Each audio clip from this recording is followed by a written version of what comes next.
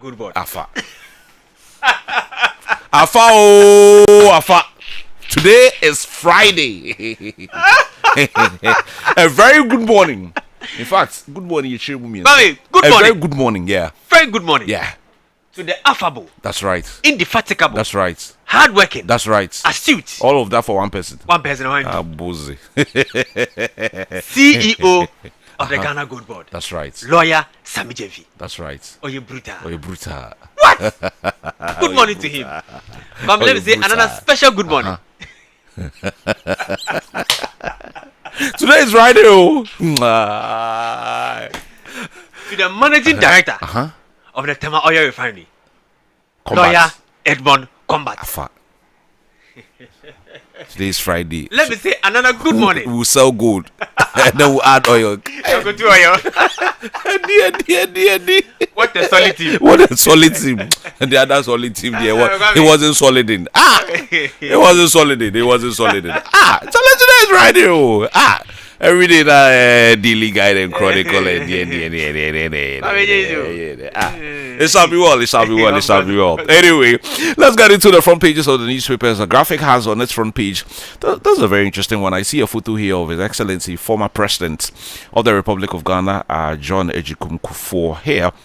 And I also see the leaders of a number of West African states. I see the leader of Senegal here as well, President Bassirou Diomaye Faye. I see the leader of Liberia as well, together with other West African leaders. This was a program held in Accra where President Mahama is calling on leaders to discuss reparation in Accra. Charlie, this is why people don't pay. Let's move on. Don't pay. There's full stories on page 3 of this newspaper, so grab a copy of the Daily Graphic and read extensively on these papers. Also on the front page of the paper, half of Barakesi Dam Forest, the cover has been lost, according to GWL. The full story is on page 13. 8th Tertiary Business Sense Challenge launched. The full story is on page 20. And student loan repayments to become a statutory deduction. That full story is on page 13 as well. To the Daily Guide newspaper on the front page, Exim Bank fraud case. Court gives AG Wontumi time to discuss plea bargain. The full story is on page 6. There's a photo here of Chairman Bernard Nchibo Shiaku. Also on the front page, Oforiatta trial in absentia still on the cards, according to the OSP. The full story is on page 3. Now, this is a very sad story indeed. I saw this on the Facebook wall of one of our colleagues yesterday, and I was just so sad that a lawyer who was jubilating Ghana's result against Panama, and she's only 26. I don't want to go into what's led to her passing, but we are hearing conflicting stories in that regard, because at only 26, what I'm reading is a bit difficult for me to understand. I'll leave that to the doctors. I'll leave that to the family. If they are prepared to do a post-mortem, then we'll take it from there. But at this point, the only thing I can say is that my condolences goes to the family of the late Sarah Araba Tete or Tete. My huge condolences to them. Your daughter spends all of this time in school. I'm told she graduated from law school somewhere last year or 2 years ago or something like that. And then in celebrating Ghana's win over Panama, she just collapses, and that was the end. I have been struggling to understand this since I saw the story yesterday. But again, I would say our hearts and our thoughts are with their family. I mean, they will be broken. Every time Ghana is involved in a football match, they can't forget their daughter. They just can't, because Ghana will be playing every now and then, and it will be very, very difficult for them to, get past us. My thoughts are with them. Also on the front page of the Daily Guide newspaper, celebrate responsibly or face arrest. Pleas to WASI candidates, and I've been seeing a lot of interesting things. And when I completed my SSCE, I just moved on, and there was nothing special about it. I did a few celebrations with friends. We just spoke, we high-fived each other, we said hello to each other. What I'm seeing on social media these days, following the completion of WASI, I was like, hey, Ghanaian students and Abrofosen. Mahama calls for responsibility in global push for reparation. The full story is on page 6 of the newspaper. On the front page of the Guinean publisher, Kennedy Japan threatens NPP. The full story is on page 3. I don't know where the threat is coming from. He's not granted an interview for as long as I can remember. He only spoke about the Afari Government Hospital. I don't see how that is a threat. People's Forum questions CJ social conduct. I don't know why they have an issue with he being in Canada to go and watch the game. Why CJ he can go on leave, or if he chooses to go and watch a football match, that one too he cannot do. Anyway, maybe they know something I do not know. Judge gives one to me 14 days to talk over plea bargaining. No fees policy cost 888.8 million. Hey, sir. Okay, I'm sure the full details are there. The full details are there somewhere with respect to the no fees policy, especially for those who want to go to first year of university. At least I am in the space, and I am aware of a number of students who have benefited from this. I'll be very interested in the number, 100,000, 150,000, 200,000, whatever the figure is, and then I'm sure we can all do the maths and see whether that's a decent figure. To the front page of the News Center newspaper, want to be gives Attorney General up to 6th of July to report on 30 million Ghana cedi plea bargain deal. The full story is on page 4 of the paper. And Fitch cuts Ghana's 2026 growth forecast to 5%. The full story is on page 7. Also on the front page of the paper, gratuity row brews tension in GAF. Retiring soldiers reject tomorrow's eviction deadline over unresolved arrears. The full story is on page 2. There's a photo here of Cassia Latoba Forsen, who is currently acting as Minister of Defense, together with the President and the Chief of Defense Staff. Also on the front page, MPP constituency elections nominations open on June the 22nd. I know KOJ is going for a position in Ewutu Senya East. Is it your place? Is it East or West? East. Yeah. So what are you going for? Constituency organizer? Oh, no. Constituency secretary. You don't have money for delegates. Must sit down. Yeah. We don't have money to sponsor you, so sit down and come and do newspaper review for us. On the front page of the Daily Statesman, you have a photo here of the Afari government hospital with all the money that has been sunk into this project, but we can't find money to complete it. Minority Defense Afari Hospital progress insists project near completion, rejects 60% claim. But if the project is near completion, we are not blind. We can see from the pictures that we saw there. Oh, Charlie, you people, anyway. CJ cautioned over executive proximity, public conduct. Cautioned by who? Anyway, let me do a few more and then KOJ would come in to the front page of the Searchlight newspaper. Ghana needs 90,000 more teachers. Almost a few, but we don't have money to employ them. Hey, this country, everything is possible. We train teachers, we spend a lot of money to train them and even give them a lawa on top. We train a lot of nurses and give them a lawa on top. Yet when they are done with school, they go and sit at home. And yet we need money. we can't get money to hide them. Yeah, the politicians are chopping the money nyafu, but they'll come and tell us there is no money to hide the teachers who will come and teach them. As if they were taught in the bush when they were kids. They were also taught. That's why today they find themselves here. Why they can't seem to raise money. They can't raise money to pay teachers and nurses, but they can raise money for a lot of unnecessary things. Put funding for 24-hour markets into abandoned Agenda 111 hospitals. Hey, no man saying. NDC to rename national headquarters after Rawlings as party marks his 79th birthday. Sometimes I feel like the man is not dead. I feel like he's still around somewhere. Anyway, KJ, do you have a few? Some online stories about 8 million Ghanaians carry sickle cell gene. That's according to Alexander Kwesi Akwa. Yes, 8 million Ghanaians. So the population is 30.8 million. So 8 million Ghanaians carry sickle cell gene. That's about 25%. Yeah, that's a very worrying one. And today is World Sickle Cell Day. Oh, okay. Yeah. Today is World Sickle Cell Day. So that's it there. Then mining pit tragedy. Bosome Freho Assembly orders owners arrest after child die. It's also here. The minority suggests redirecting some 24-hour market funds to Agenda 111 hospitals. And then 26-year-old lawyer dies after collapsing during the Ghana victory celebration. We'll talk about that. And then story that I want to touch on before I move on to the other stories. The Ghana Education Service to apply serious sanctions against teachers who engage themselves in sexual misconduct. Kwame, on Wednesday or this week when the incident happened on Wednesday on 5, I had a conversation with. Is that one with the school in Boli? Boli, yeah. Kwame, I am personally of the view, or I think that I am disappointed that teachers are always sanctioned when it comes to sexual misconduct.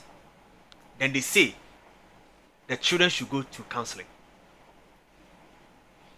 The act that happened was between a man and a woman, or a teacher and a student. How old is the young lady? I'm sure below 18. Clearly from the video, me and my position. You've seen the video? Yes, I've watched it. I have viewed the video very well. I can share the link with you. Mr. Mr. I beg. I have carefully viewed the video, and it had nothing to do with rape. This is a clear consent that the student gave the teacher. But is it right? Is not it right. morally right? Morally, it is not right. The students or the child is under your care. I mean, Do you need to have an amorous relationship with her? That is unfortunately totally wrong on the part of the teacher. But when that happens, because of the deterrent we want to serve to other students, we need to sanction the students who are equally engaged in those acts. Because if you say that the student should go for counseling after giving her consent to a teacher to sleep with, we are equally telling the other student that when you fall in love with a teacher and the teacher has sex with you on campus or off campus, the teacher will be sanctioned, but you will be given chance to go through counseling. That you fall in love saying? No, that's what I'm saying. But if the lady was not in love with the teacher, would she give the teacher the consent to have sex with? At this point, we may not know. But how about this? Because of the point that you've raised, how about this? That it's also possible that maybe following the leaking of the video, both of them were engaged by the authorities of the school. Of course, those conversations won't come and tell us. But so in the course of that engagement, based on what the teacher said and based on maybe what the student also said, that is why they are recommending that the young lady goes for counseling, and then the teacher is sanctioned based on maybe the school's investigations. Whatever the investigation is, I am saying the first view of the video clearly is a matter of consent here. I haven't seen the video. I have seen it. I can't speak to it. I have seen it. I will not describe the. No, please. We don't want to describe it, but whoever has watched the video, clearly it's a matter of we understand that this is what we are doing. Who could have published that video? What was it for? I'm sure maybe the person who took the video, I'm sure maybe he was also in love with the lady, and lady decided to. But whatever reason it is, students who are engaged in sexual misconduct on campus, off campus with a teacher, should be expelled from the school to serve as a deterrent to other students not to follow suit. Yesterday, around McCarthy, there was a traffic. There was a minivan which was carrying students to wherever they are going to, because they had the chop box, the trunk, the mattress, and all that. There was a lady at the back. Kwame Dwomoh drew my attention to that. You could see the lady talking on phone, all blushing. Clearly tells you that she was speaking with the boy. I don't know. Kwame, see a young crowd. Fine. Clearly, the lady was having a conversation with a male. Yeah, but it doesn't necessarily mean it will lead to. I am coming. Yeah. At that age, what shows that if she's being lured by a teacher, the teacher will not get her. Look at the. Are there not supposed to be boundaries? Like, how far a teacher can go and how far a student can go as far as not a love relationship, but any kind of relationship with a tutor or a lecturer is concerned. There is supposed to be boundaries. I remember last year, same incident happened at the Volta region. And I remember I had a conversation with Divine, who also said that he had that same experience. A student actually wrote a love letter to him. Hey. Then I asked him, did you do it?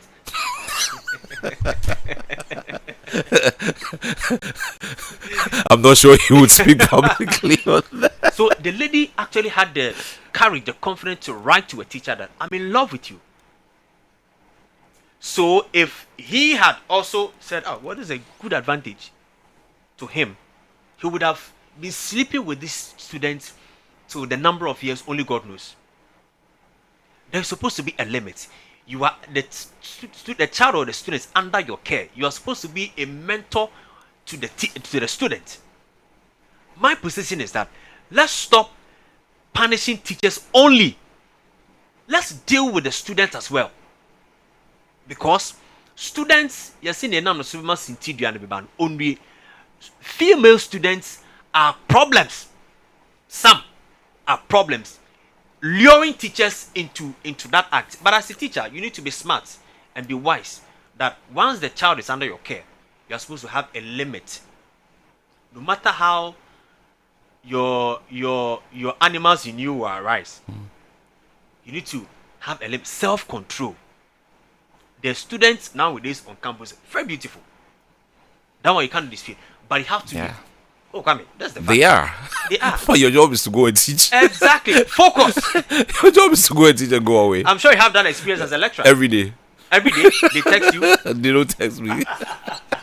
No, I'm saying my job is to go and teach. That's what I mean Of course. by that experience. My job is to go and teach. When I'm done, I leave. I'm of the view that GS needs to review that sanction policy against sexual misconduct on campus. Because When an investigation is done, and it was a case of, that's why I started by asking what the age of the young lady was. Elsewhere, what I see is that they use this terminology, two consenting adults. Yeah. When a situation like this pops up, they like to use that term a lot. But even that, it would follow an investigation.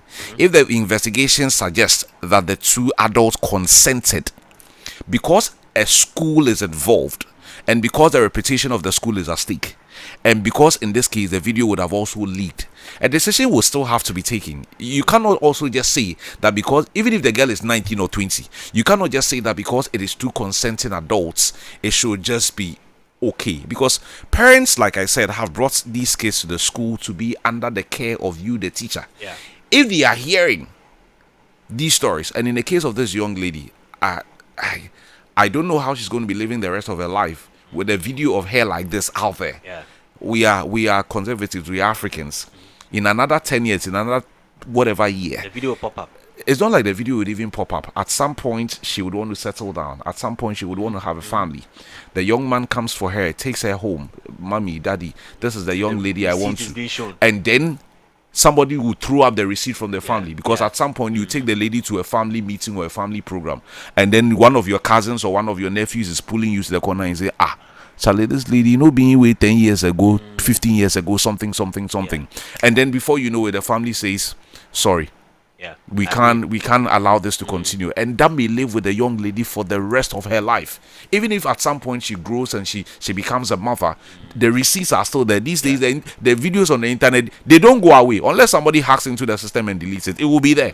And people have shared it on their phones and all of that. How would she live with this all her life? So I get it that they want to take her to counseling to deal with that. But the sanction regimes, I'll leave that to the GS. On what should be done to who. I'm not an expert in sanctioning regimes, so I'll leave it to GES to decide. Young girls in our secondary schools now, and the kind of videos they take. Secondary pair. Then when you come to the uni there, you faint too. You know that level. There it's free will. It's a like, but at the secondary level, Kwame, that is where if you don't train the child, or if you don't shape the child in that path, I mean, by the time she gets to uni, there's also the other side of, because every now and then I engage my students on some of these topics. Every now and then I hear this, how you would see some of them in, let's say, in class or in school. Charlie, they are completely different people outside the lecture room. Like, there are some of them, I was even hearing something like, and this was years ago, that some of them, those who come from home especially, not those in the hostels, those in the hostels, that one we know, they are coming from home and they are in decent outfit and all of that. The moment, let's say their school is at, let's say, Kaswa, and they live in, let's say, in Laboni, so they pick a car to let's say 37. They get to 37, somewhere around 37, they'll go and change. Oh, really? I don't know how they do it. So, for example, if the person wore like a decent dress like this, let's say from home, at some point, by the time the child gets to school, she's wearing something completely different. So the parents have this idea of who their daughter is, but in school, she's on another level. So when they hear some of these things of their children being involved, they're like, no, me banning sister. I agree. Me banning sister. And then when the evidence is true to them, they're like, hey, I was sleeping, but my legs were outside. Anyway, it's a serious matter. So, Kwame, so that's I mean, something that I feel that, I mean, much as they will go through, the counseling part matters when the child is when it involves rape. That one is very important as well. Yeah. But when Akrana Soro and feels that she has the right to sleep with whoever she wants, that child needs to be expelled from the school, so she doesn't become a bad nut to the others. That's the reason why there's a word called deterrent. If Akrana Soro and school authorities know the good and the bad girls on campus, the housemaster, head, house mistress, they know. Students who are bad girls, who live, for lack of better word, promiscuous life, such students should not go through counseling. She doesn't deserve to sit before counselors and be counseled because maybe something also got her into that kind of situation. So a bit of counseling may help. Go to the counseling, but the student needs to be expelled. We have to see serious sanctions in our schools, because the education minister is talking about reforms. If she's expelled, what then? Her education is truncated. But that's the consequences in life. Kwame, if we don't take the hard decisions today, we will continue raising bad generations in the future. The education minister is talking about reforms, about how indiscipline is growing in the various schools. This is part of it. Let's sanction the teachers, but the students involved, when the investigations are done and we know that Akura is not here, let's sack the students from the school. What you're saying has drawn my attention to something. On my stretch, I won't mention the school. There's a secondary school on my stretch. It's a mixed school. I won't mention the school. I don't know whether the teachers have even noticed, because their population is quite huge, and you'd see them walking on the stretch like that. The moment I mention the stretch, everybody will know the school because that's the only secondary school on that stretch. Everybody will know the school. These days, even their school uniforms, have you paid attention to? It's supposed to be what's the word? Over their knees. That's how it's supposed to be. And the top two should also be sewn in such a way where they are, once they start having breasts, they shouldn't be exposed. If you have time and there is a secondary school around your area, or if you are walking in town and you see a secondary school students, pay attention to their uniform. Some of them, it's like they are going to a nightclub. They intentionally pull the back of the uniform. It is so tight, it is so fitting, it is so short, the top is so exposed, and you're like, so nobody is seeing all of these things. Anyway, so over to them.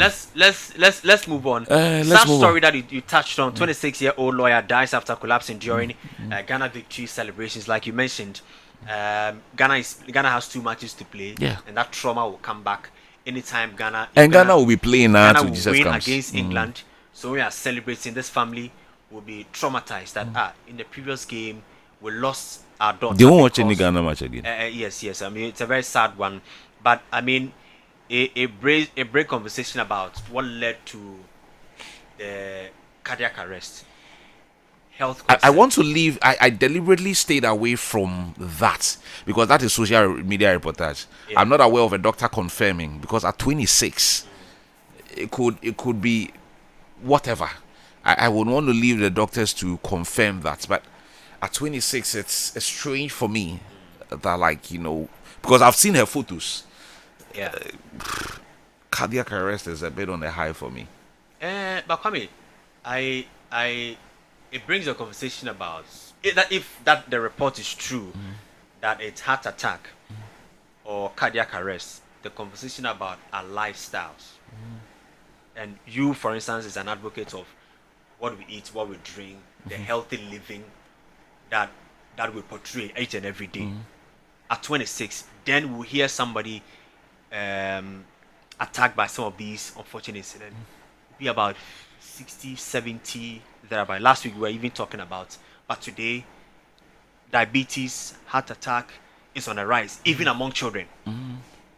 Children are getting kidney diseases, heart, what do you call it, blood pressure, a lot of things at the lowest age. And so, if this report is true, it brings a conversation about what we do with our lifestyle each and every day, and how often we go and check ourselves. Exactly. Today, I don't remember the last time. Yesterday, I saw a post on Facebook that checking your blood pressure should be like eating every day. It's something that you should check every day. In the past, you had to go to a hospital. These days, they sell the machine. Pharmacy, yes. Even Or just the nearest pharmacy by your house. just You check. go, I think they charge some 5 cedis or something, and then they'll check it for you. I think it's something that we need to be. Blood pressure, for instance, is something that we need to be checking each and every day. I'm not saying that is a reason why. Me, I have the machine. I bought some. Okay, that's good. I'm not saying that's the reason why she died, but the conversation about lifestyles, Kwame, the things we eat today, the drinking, lack of exercise, and a lot contributes to the ailing health. Cocoa in a polythene bag. Yes. Kwame, The hot food in a takeaway pack. take away. The Indomie. Kwame, so eating late, no exercise, and I'm glad that I have encouraged you to be jogging every Master, I've week. been doing it already. Over the weekend, I saw you jogging. I've been panting. doing it already. Kwame was sweating. I've been doing I'm it like, that's my brother. You're encouraged. I've been doing Keep on, my brother. But you know, I honestly, when I saw the thing yesterday, a lot of things were running through my mind. One of the things that I am encouraged is that because for you and I, we leave home very early in the morning. These days, I see. I don't know whether it's is a new thing or whether it's people just wanting to do it. I see a fair bit of young, middle age, even elderly people hitting the road at dawn, like doing some exercise, walking here and there. Sometimes husband and wife, sometimes a group of friends together, especially in our enclave here, because there are a lot of security agencies very close to this place. So you see them sometimes in their numbers. I don't know whether these guys are from the military or because the prisons is also just down here. Almost every other day I see them in a group, sometimes about 30, 40, 50. And they are not just jogging, but sometimes they are even singing and all of that. And individually too, you see, there are a lot of big men around. I see them. Nobody wants to die. They want to live long and chop the money. I think that for some of us, for every journalist or every morning show person in that early morning, we should advocate for healthy lifestyles. Exercising, it doesn't take much to exercise. If you don't have money to register for a gym, just do. But who said exercising is all about a gym? Oh no, but people fancy going to the gym to train, but we should take keen interest in walking. Just walking in our area, maybe just some kilometers. Just walk, just keep walking. If you're in the office, for those of us who stay in our seats from morning to evening, once every 2 hours, step out. Fortunately, we have stairs. Go and climb the CTV building and descend. Or walk to the junction of the office and come back. Go and buy water from that woman. Come back. Go and buy food. Whatever. Anything that will take you out. Just yes. It's very important. At least 20 minutes walk a day. I think we should encourage that, so that we can live long, because exercising prevents us from kidney diseases, heart attacks, and a lot of unfortunate and eating the right food. How would you eating the right food? Well, these days, because you don't cook them in your. Sometimes I wish that I come to work maybe in the afternoon. I make a lot of efforts in not buying food from outside. For the kind of job we do is tough, because we're leaving home at dawn and sometimes we're going back late. You can't say you starve yourself until you go back home in the evening to go and get something.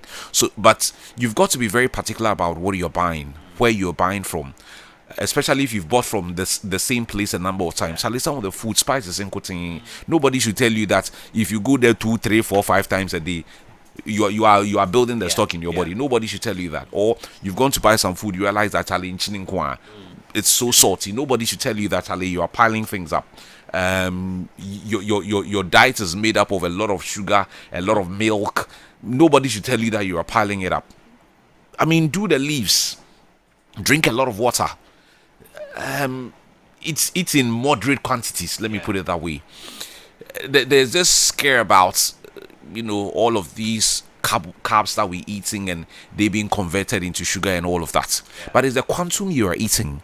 If you are eating a whole bag of rice for one lunch, what do you expect?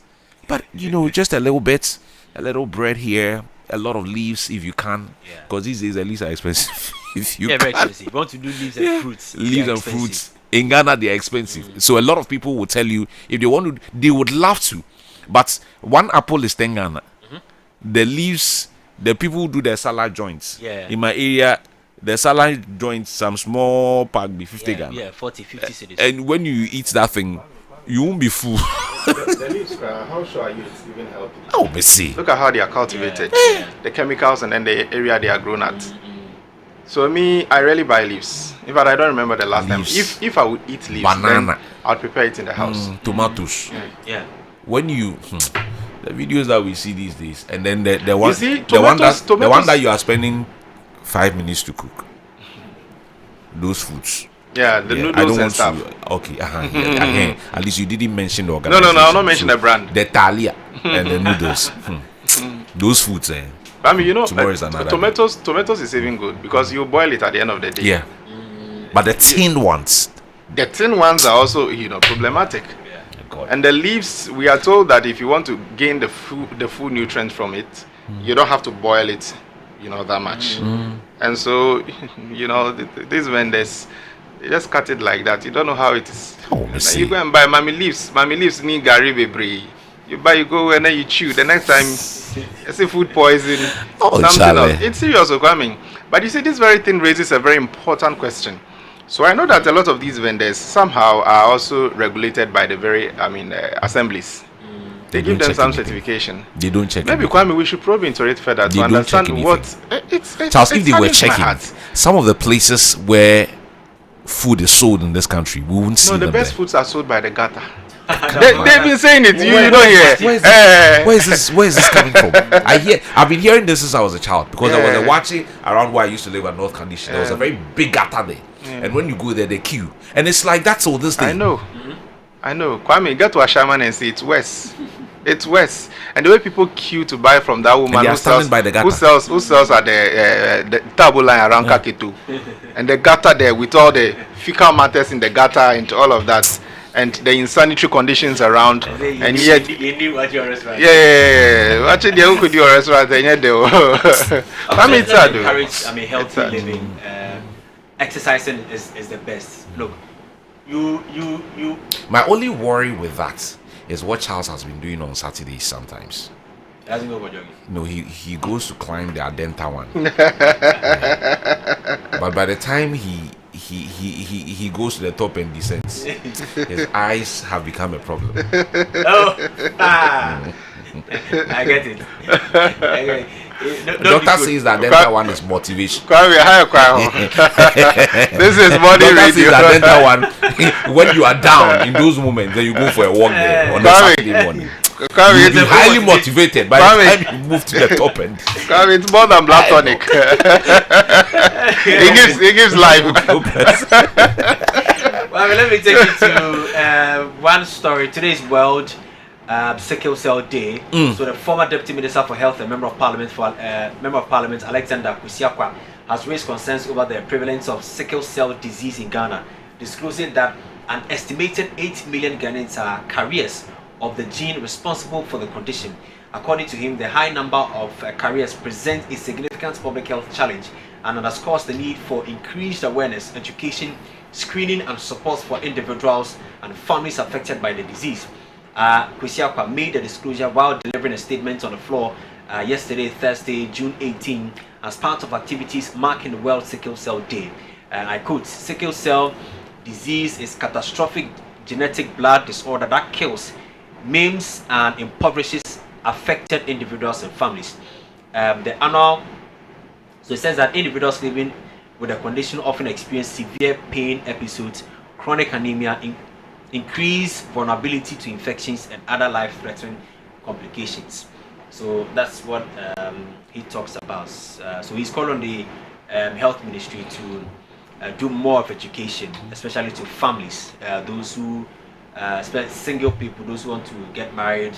That's a very important point. I'll be chipping in something small on that for a piece of my mind today, but because you've brought this up, in my space, and I belong to one or two groups, you're always encouraged to do it. Yeah.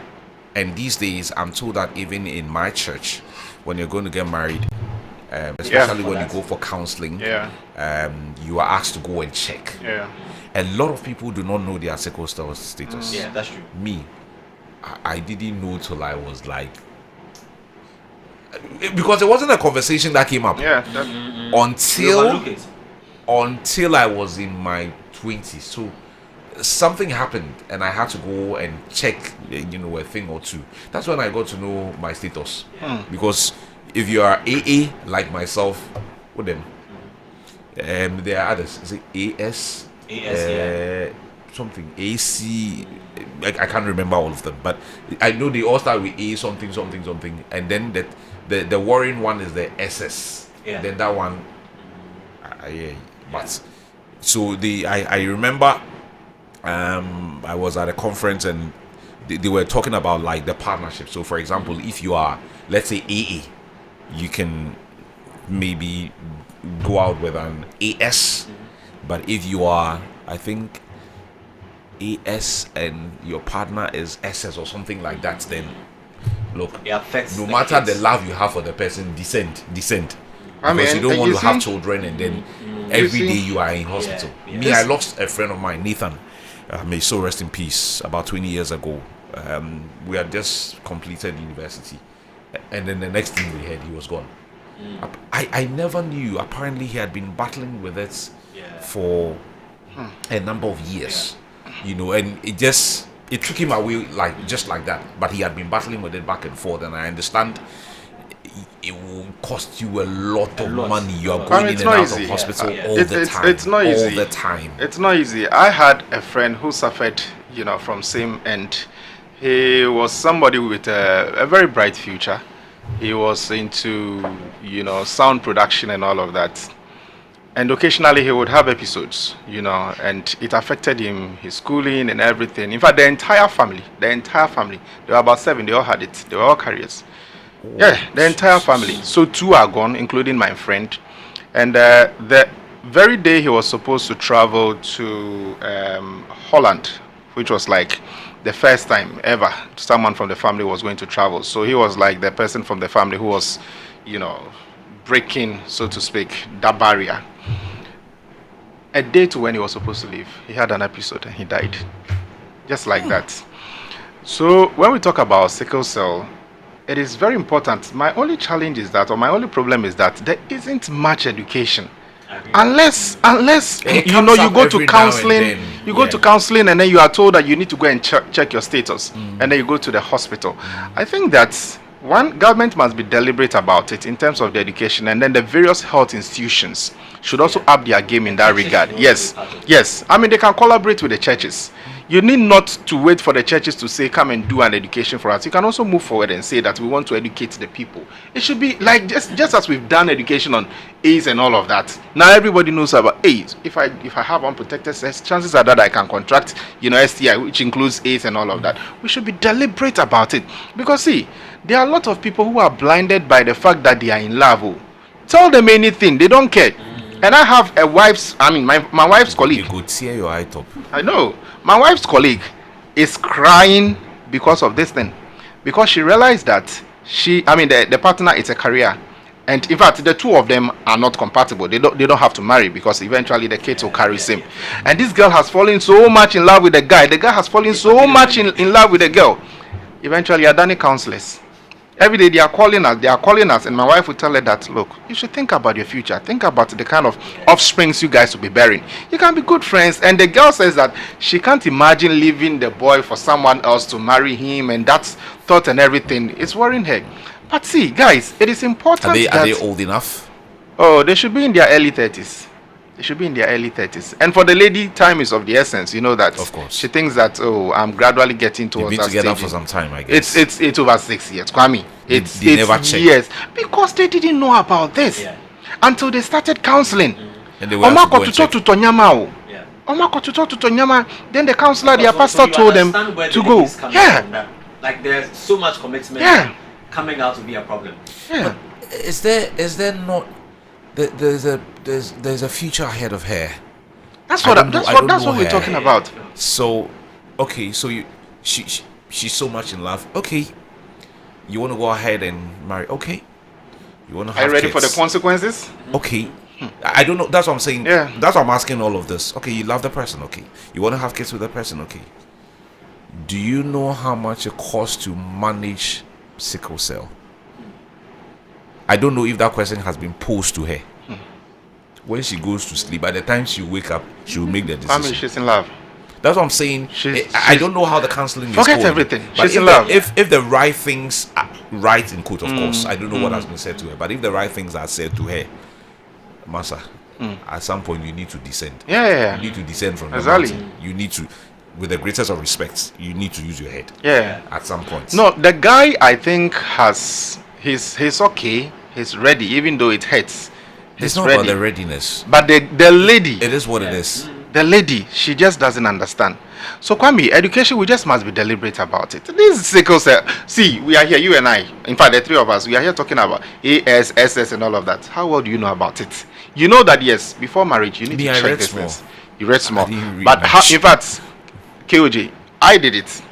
But honestly, if you should ask me about the what's it called? What's the term for How it? compatible it is. I don't know, Kwame. Yeah. I don't. I'll not be here to say These that days, I know about you it. can You can only go on the internet. Yeah. But I'm saying that you see, you know that if I have unprotected sex, for instance, chances are that I could contract any STI, whatever, gonorrhea, whatever. You get it. And today, thankfully, we'll be talking about STI in Medical Minute. So it is there. That education is there. You need not to even go on the internet to Google search before. But if you are curious enough and you want to do a research so that you are well abreast with the issues, fair. So I'm just making the point that let's be deliberate about the education. Let it sink down into the subconsciousness of people so that even as you are walking about, you know that, hey, okay, so I need to go and check. Right from when you go to the hospital to check, and then the doctor tells you that you are this, you are that, you know, oh, we are not compatible. Oh, we are compatible. It should be there like that. And mind you, go to the villages. You have no idea. Where the thing has become a source of entertainment for them. They are just giving birth like that, and all sorts of kids. Kwame, there are people carrying it, and they are suffering. Me, I know a lot. They don't even know. If the data show 8 million people, that's 8 That's million. about 25% of the population. 8 million people are carriers. It's huge. So I think crazy. from the church's point, they need to preach more about it. Once you get to the talking stage with your partner, then you have to go and check. Yeah. So that if you So that's like an early stage. Exactly. Which Yeah. one is the talking stage? Oh. Yeah, Kasa. You didn't come on. Like you must share time now. Which one is the talking stage? Talking stage. When you are doing, I'm sure you be the one. You will be on my heart. That talking stage. That stage, you check. So that you know that the road is At least it's a gentle reminder for all of us. Yeah. If you don't know, go and check. Yeah, sure. I mean, I hope that's not just our platform, but as many platforms today would spend some minutes of their time Yeah. Very, very to important. drum the Very message. important. Because, like I said, I was in my late 20s. It was. Oh, I same. don't remember that it wasn't with conversation me. Was just ever coming up just- at home. I don't remember. Yeah. Maybe it did. I can't remember. But it was in my late 20s. Like I said, I had to. Let me tell you about know. mine briefly. I was here was a young boy from university who was so much in love with the love of his life. No, let me tell you. No, wait, Don't Kwame, mind wait. those. Listen. The episode of No, listen. No, Don't listen. mind those. Listen. Don't mind those. Listen. and By the and, No, and, no man knows fast. and it has been Love way. it has been 9 years of courtship. 9 years. What is it a school? That's the point, Kwabi. How do you court for 9 years? What's the wedding? Oh, from SSO. From SS. Oh, no, SS. So you can imagine. You see, and sometimes this is where the issue is. But you can't Kwame, court for that long. You can't date for that long. Kwame, and no, you're not SS. willing to settle no, down no at some SS. point. No SS. I mean, after that that time, point, that you should make time, up no. your mind whether you No, want to definitely. continue with this, Yeah, with this exactly. guy or with this. Exactly. You are courting for 9 years and you So we go for counseling, and then this is what my pastor told me, who is a doctor. He's at 37. He's like, oh, you're a health worker, and Charles, you're also a journalist. You guys understand this thing. Have you done it already? I'm like, then I can. And then my girlfriend then started laughing. Like, oh, I was saying, you man can't show, but I was saying, then no. Into your coin you're compatible, and I is nine ways. Charlie, it will be difficult. So you go your separate ways. So let's do the education. But you were lucky. It was clean. Oh yeah. I mean, just like in my case. I mean, when I remember mine came out first, and I didn't even understand what it was. So then I was asked to go and do it at a particular lab. It's not like today where there are labs over the place. Yeah. I was asked to go do. It's not far from here, so I went to do it there, and I was like, okay, I'm seeing on the paper AA. Then I saw the face of my doctor light up. Then I knew Afa. Okay. He didn't have to say anything because he was like, yeah, AA is. Then he explained. Even before I went to read later, he explained AA means this, that kind of thing. Anyway, it's a serious thing. guys, anything else before we wrap up for the newspaper segment? I'm seeing these days almost all the newspapers report the same things pretty much. A bit of politics here and there, but this one to be issue would not. I'll leave that to the court to manage that. But this story on the front page of the Daily Searchlight really got my attention. I've had the opportunity to speak about this some time ago, but it would always come up. Ghana needs 90,000 more teachers, but lack the funds to employ them, according to the education minister. So I'm asking myself a very simple question: what are we training them to do? Just like the nurses, what are we training them to do? Just like the various security services. A friend was like, you recruit them cry. I'm not saying it's not. I'm just saying we're asking ourselves very important questions, isn't it? And then someone was like, oh, you recruit them, but sometimes so come various stations and depots. I won't say more proper. See, these are very important issues. Some will disagree with me. It's okay. Because I have friends in virtually all the security agencies. I mean, every now and then we have a conversation, and they tell me a lot of interesting things. We would sit here and say the numbers are small. The politicians will sit here and say the numbers are small. But you trust me, if you go to a number of the security posts, their offices and all of that, a lot of them are idle. Oh, but that's true. They are not doing anything. That's true. In fact, some of the agencies now they run a shift. Oh no! Not a shift as in ABR like they do where our mothers used to do when they were nurses. So like you go from A to whatever. No, that one has been there. Shift as in they can go to work one day and go off for like 4 days. Because there's no job to do. Kwame, it's true. Let me tell you why. Per my experience, we're so many. To the extent that so my group or my team will go for like a week, and then we take a break for a week. And then another team would come for a week. You go like that. So I have 2 weeks break. Yeah. So imagine if you are like 4 groups, you have ample time because we've recruited a lot of people. So some that I know, they go for work for 2 days. They do business for 5 days. Kwame. But if you speak to the experts too, they will tell you that the number of security personnel it doesn't tally. Just like the doctor patient to the citizen, yes, it doesn't tally. So we need to up it more. Yeah. But what are we getting them on board to do? Yeah. Especially with the military, for the police, there are other departments within the police. So the MTTD, for instance, we can deploy more on the road. Yeah. But for the military, you have 100,000 prison officers. What are they doing? As far as a lot of people are kind of convicted. thing. But for me, I look at the bigger picture of a lot of our politicians.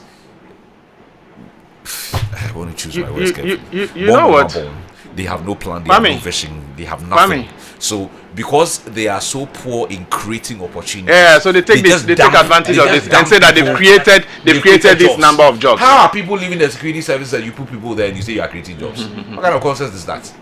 But that is what we and sadly for instance, since I was in the immigration service, this is an observation that I made. There are a number of porous borders. Even Muntaka spoke about it recently. But there are lots of immigration personnel who have been posted to places where they are doing nothing. Where I was, they said we're doing unapproved routes. Unapproved routes, no. I'm telling you, we're just on the route. It was like I was a senior person, so you're always checking those under you to ensure that they were doing things rightly at the checkpoint. Kwame, we were doing nothing. You find a number of personnel go to their offices and then there are trees there. When you speak to the OICs or the commanders, they tell you that they are on standby. Anything can happen. So as a personnel, you are always on standby. Even if you are in the house, even if you are off for 2 days, 5 days, you are still on standby. But really, the truth is that you being on standby, nothing really happens. Most often, nothing really happens for them to call you to come and do anything. So if you have a business doing, you go ahead to do it.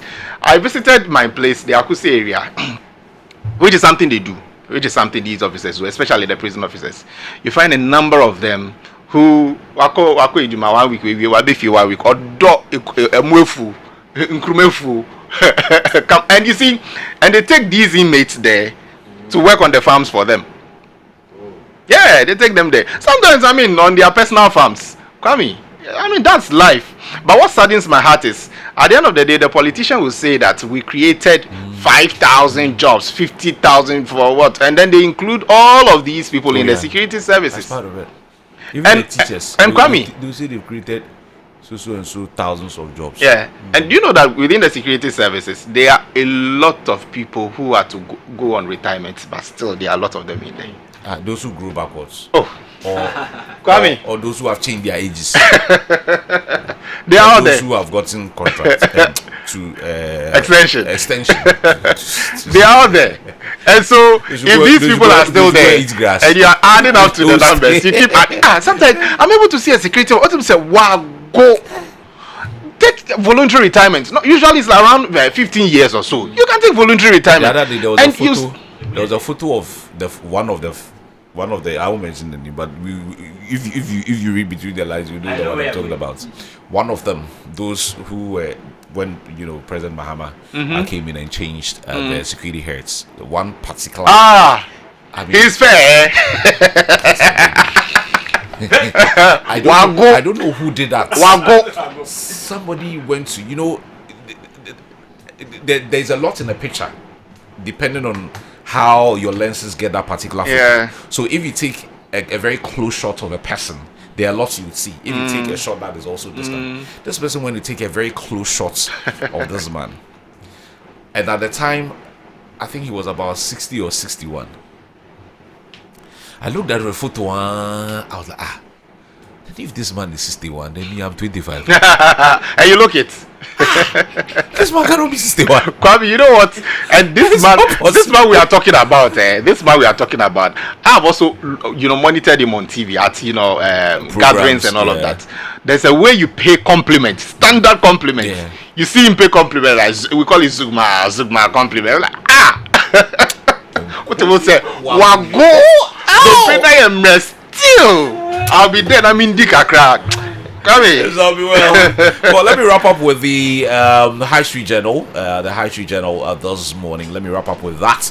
There are lots of stories. There are always a lot of stories. You guys at the High Street Journal, I don't know how you do this, but there are loads of stories there. The leading story here.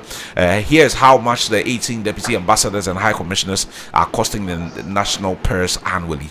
The story is by Frederick Ade-Kwating. Universities are producing future entrepreneurs, but the Ghanaian system matches them into unemployment. The side hustle economy. Why more professionals are taking second jobs and starting businesses? Can Ghana's technical universities keep pace with the AI economy? These stories are there. Also here, new capital requirement for rural banks may strengthen sector, but not without side effects. Ghana wins LBMA backing for gold traceability. Also here, night economy holds firm during Black Stars fixture, as students say sleep can wait. Proposed auditors court has no place in our laws. Dr. Itsuahini is raising constitutional concerns with that. Ghana South Africa Chamber of Business cautions against retaliation amidst SA's xenophobic tensions. They should shut up over there. It is up to us to decide. Go and tell them to do same over there.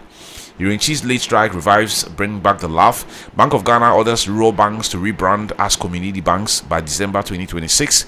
GSS calls on businesses to lock in inputs as producer inflation accelerates. Producer costs rise in May as mining, construction, and transports become more expensive. Even without refining crude, Tor still has the capacity to make profits or break even, according to Dr. Donko, former Minister of Power. With 100% loan recovery, DBG now ventures into partial guarantee to boost lending to sector banks, and Ghana and Ivory Coast make another attempt at harmonizing stance on cocoa, together with other stories here. So make your way to the High Street Journal and get to read a lot more on this. My news editor, Daniel Yankrai, is standing by to come your way with a letter to the president. And this is by popular request on the back of what we did yesterday.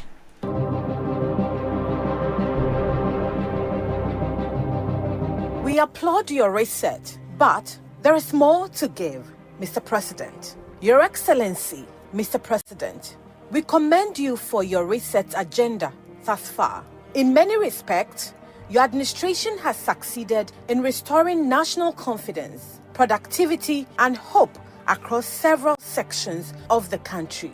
Your leadership on the issue of reparations alone represents not only a significant diplomatic milestone, but has also elevated Ghana's image and boosted the confidence of Ghanaians on the global stage. Mr. President, through your reset initiative, you have demonstrated that your broader vision is not merely about changing governments or replacing public officials. Rather, it is about rebuilding trust, strengthening institutions, restoring discipline, and expanding opportunities for all Ghanaians, irrespective of political affiliation. Economic stability under your leadership has been remarkable. This is reflected in the careful management and relative control of inflation, the improved stability of the national currency, support for local industries, and several other strategic interventions introduced by your government. For years, Ghanaians endured immense hardship and frustration resulting from poor economic management. Today, however, your leadership has rekindled hope and renewed public confidence among ordinary Ghanaians. Many Ghanaians are increasingly convinced that public resources are being managed with greater responsibility and accountability. We applaud your transparent approach to procurement, your commitment to strict accountability through the establishment of the Value for Money Office, and your effort to reduce government expenditure by limiting the size of your administration and ensuring that public officials remain answerable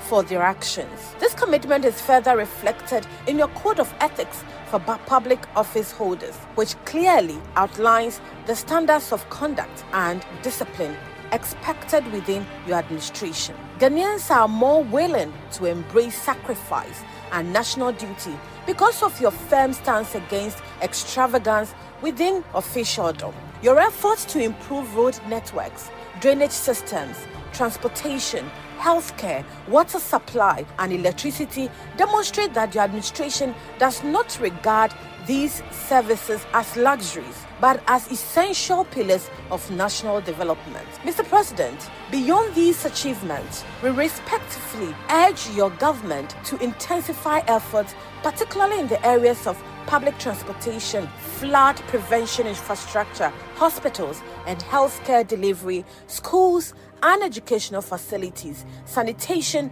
and waste management. Ultimately, Ghanaians will judge the success of the reset agenda largely by what they can physically see and practically experience in their daily lives. Without exaggeration, your achievements thus far could reach even greater heights if these critical infrastructure needs are improved to levels comparable to what exists in many advanced economies. Mr. President, our young people must feel that they have a future within Ghana rather than constantly seeking opportunities abroad. No nation can truly reset itself while its youth remain unemployed, frustrated, or underutilized. We therefore respectfully appeal to Your Excellency to continue investing heavily in vocational training, technology, entrepreneurship, agriculture, the creative arts, and industrialization. Indeed, many of our national challenges are not only institutional, but also behavioral. Several of the societal problems confronting the country point to deeper attitudinal issues that require a deliberate national reset through civic education, enforcement of laws, environmental discipline, professionalism, and the restoration of national values. Mr. President, while we applaud your reset agenda and the progress made so far, we believe there is still more to be done. Indeed, we applaud your reset, but there is still more to give, Mr. President. Yours faithfully, Class FM.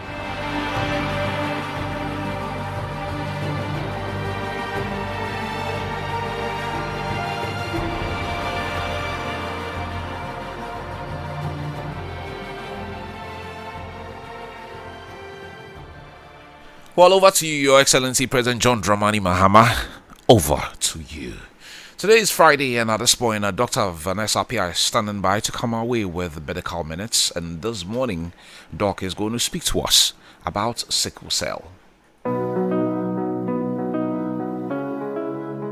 I'm Dr. Vanessa Appiah, and this is Medical Minutes. You can feel completely well and still have a sexually transmitted infection. That's why you can't rely only on symptoms. Many STIs cause no symptoms at all. Most people with chlamydia have no symptoms. Many women with gonorrhea have no symptoms, and some people living with HIV feel well for years before diagnosis. This is not about character, faithfulness, or shame. It is biology. Untreated infections can have serious consequences. Chlamydia and gonorrhea can cause pelvic inflammatory disease and infertility. Syphilis can affect the brain, nerves, and heart if left untreated.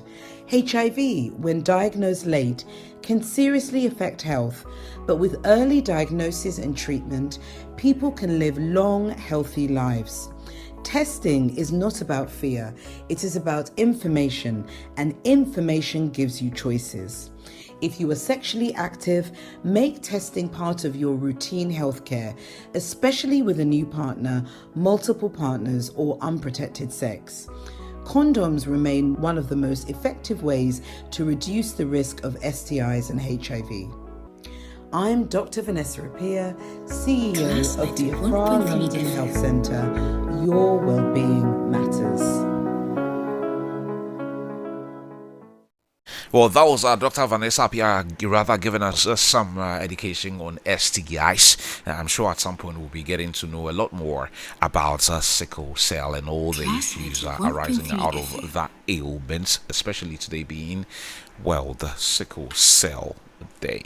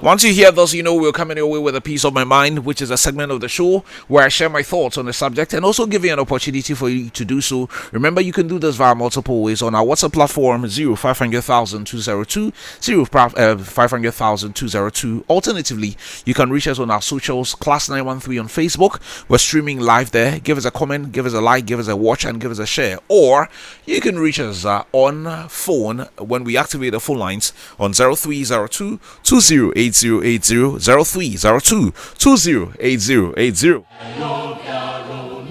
Today is Friday, and you know that on Friday I do community watch as well. And this morning I want to start with that. There's a very worrying incident around Ajay Kujo area. Now, one of our ardent listeners has sent us this, and this morning I want to start with what he is reporting concerning an electricity pole which is in a very, very challenging position and could possibly cause havoc in the community if ECG does not attend to it. Listen. The place is called Transformer, located at Global, Ajay Kujo Global. And look at this pole, this ECG pole, where on which a transformer is hanging.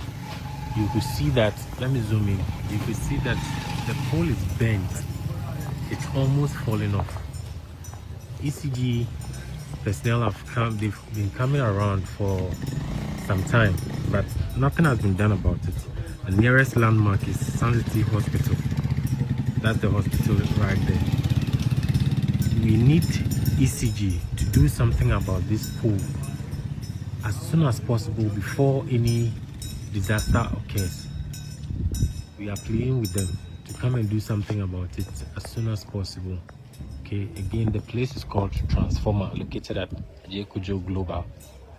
We need them to come and sort it out as soon as possible.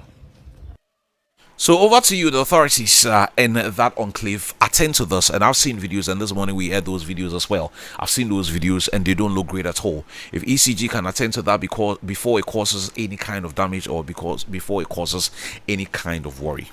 The other issue I want to discuss on a piece of my mind today has to do with a story on the front page of the Daily Searchlight, which is reporting that Ghana needs 90,000 more teachers, but lack the funds to employ them, according to the Education Minister. The question is, why do we train them then? Because every now and then these students go to the universities, they go to the College of Educations, they train as teachers.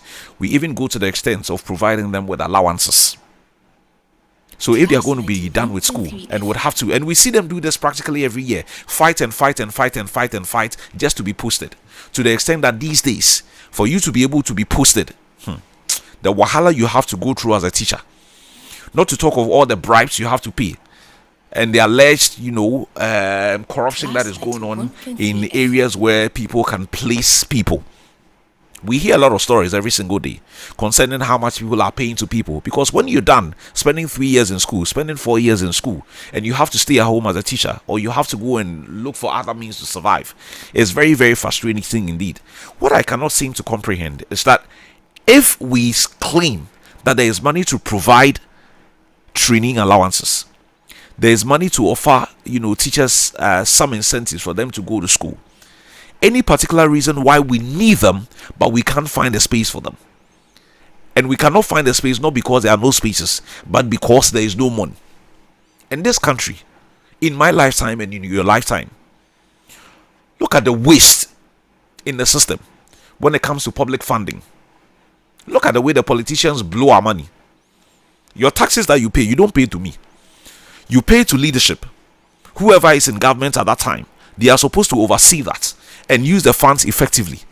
The question we need to be asking ourselves is, are they using the funds effectively? Look at the waste with which they sink some of our money into projects. In your lifetime, I'm sure you've seen some. I have seen some. Even when they have used the money, has it been well spent? I've seen a lot of roads that are constructed in this country, whether they are major roads or minor roads. A week, 2, 3, 4 weeks to the election, 1 month to the election, 3 weeks, 3 months to the election, and by the time the elections are over, it is as if water has washed the road away. I see a lot of investment that has gone into so many things in this country, and you ask yourself whether we invested for the right reasons or it was just a case of investing into somebody's pockets, or somebody just cutting corners and benefiting hugely from some of these deals.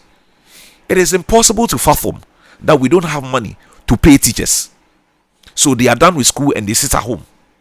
Just like with our nurses, a lot of them are going to school every year. They are done and they have to wait 3, 4, 5 years just to be posted. If we don't have money to pay them, if we don't have the money to put the teachers there, then we shouldn't be spending money to pay alawa. I don't get it. If someone is going to spend 3, 4 years in school to train as a teacher, and we can't find an opportunity for that teacher, then why do we waste money to pay them alawa and whatever we pay them for them to just go and sit at home? Then we can invest the money into something else, because they are not training to go and sit at home. They are training to go and work and live, start families, build lives for themselves. The other day I was reading a material that made me understand that many years ago, one of the reasons why a lot of people went into teaching or went into nursing was because these jobs did not appear to appeal to people. So it was pretty much an incentive to get a lot more people paying attention to that particular space, because it didn't come with the razzmatazz and it didn't come with the wealth pretty much. Where you schooled, where I schooled, whether it's at the primary level, whether it's at the nursery level, whether it's at the high school level, we know our teachers, we saw them. They were not living ostentatious lives. Very normal, very okay lives. They made loads of sacrifices because it wasn't an area that a lot of people would want to go to. Growing up as a child, I don't know about today. Even in class, when you're having conversations with your friends and you said, me, I want to be this. How many mentioned that they wanted to be teachers? How many? Everybody wanted to be a banker, a lawyer, a doctor, and stuff like that. So it was pretty much a way of incentivizing them. But if at this point we have close to 90,000 spaces available, but because we don't have the means to hire them, they are just staying at home and getting involved in all kinds of things, then I don't get the head and tail of all of this. If we can train them and we can't find opportunities for them, then it's a bloody waste of everybody's time. Our politicians to learn to find a way of thinking outside the box, looking for funds in a very smart manner, and when the funds are made available or when the funds come to, they should use it properly. Some of them only get to office to steal, to create, and to loot. We know. Some of them, to the moment they get there, they refuse to think. Some of them, all the ideas that they had in opposition, by the time they get into government, it is as if some mosquitoes are biting their brains. They can't seem to think right and do the things that would benefit you and me. That is why a lot of them, when they come to power, they are overburdened with the cries and the worries of foot soldiers. Do you hear of people queuing up at the MP's office in the United States to go and ask for money for Pojemo? Because when they come, what they do is that they try to take action. They come out with policies that would inure to the benefit of many. So you don't need to go to the politician and go and ask for funeral money, to go and ask for wakekeeping money, to go and ask for school fees money. They will rather put in policies that would ensure that you and I benefit. Here is the other way around. So when we wake up, look at the number of people who are queuing up in the house of the politician every morning. Look at the number of people who are queuing up for school fees, this, that. Where is the politician getting the money from if he's not stealing them? How much are they paid? We know. Maybe a few allowances here and there. But look at how much they are giving to people every week, every month when they come to your hometown for a funeral or for a program. Look at how much they are leaving behind. Have you ever asked yourself where that money is coming from? We probably do not care, yet we want to accuse them of corruption. They will continue to steal to support you and take the larger chunk. Class 91.3 FM. Because it would sue them, which is most unfortunate. But that is what happens. The last thing I would want to talk about before I open the phone lines, and again, I love to talk about things like this because these are things that people are going through every single day. Yesterday, I had a conversation with 3 young people, fresh out of school, done with national service, looking for opportunities. All these 3 are lucky to have gotten jobs, but that is not the story. Because we have so many young people coming out of the universities these days, and because opportunities are also very limited, now this is what is happening. Employees are taking advantage of these young people because they know that if you do not take the offer, someone else is taking the offer, and they are paying them pittance. A fresh university grad done with national service, you are offering him a national service wage 500, 600 Ghana cedi, 700 Ghana cedi. They use some to buy food, clothing, some are sheltering, and all the other little expenses that comes with. Because if you do not take that opportunity, someone is dying to take that opportunity. The fact that young people need jobs or the fact that young people need opportunities does not mean that employers should be taking advantage of them. A lot of them are purely on contracts and no other incentive, just purely on contract. If anything happens to you, you're on your own. At the end of the month, some of them, they don't even pay them through the bank. It's tabletop. As long as we have allowed so many private universities and private institutions to set up, there will be a lot more students who are graduating from school every year. Opportunities may be limited, but it doesn't mean that you should take advantage of them. The sad one was one of them who was a lady. And I've said this on this platform before. I don't know how that will be navigated. A young lady, beautiful woman, and I'm sure you know where I'm going. If she doesn't do the do, she would hustle and hustle and hustle and hustle till she finally landed this job. It doesn't have to be so. They are willing, they are able, they want to work. You don't need to take advantage of her because you are the boss. You don't have to sleep with her to give her the job. If she's qualified, if she's good enough, give her the job. You don't have to sleep with her to give her the job. Class 91.3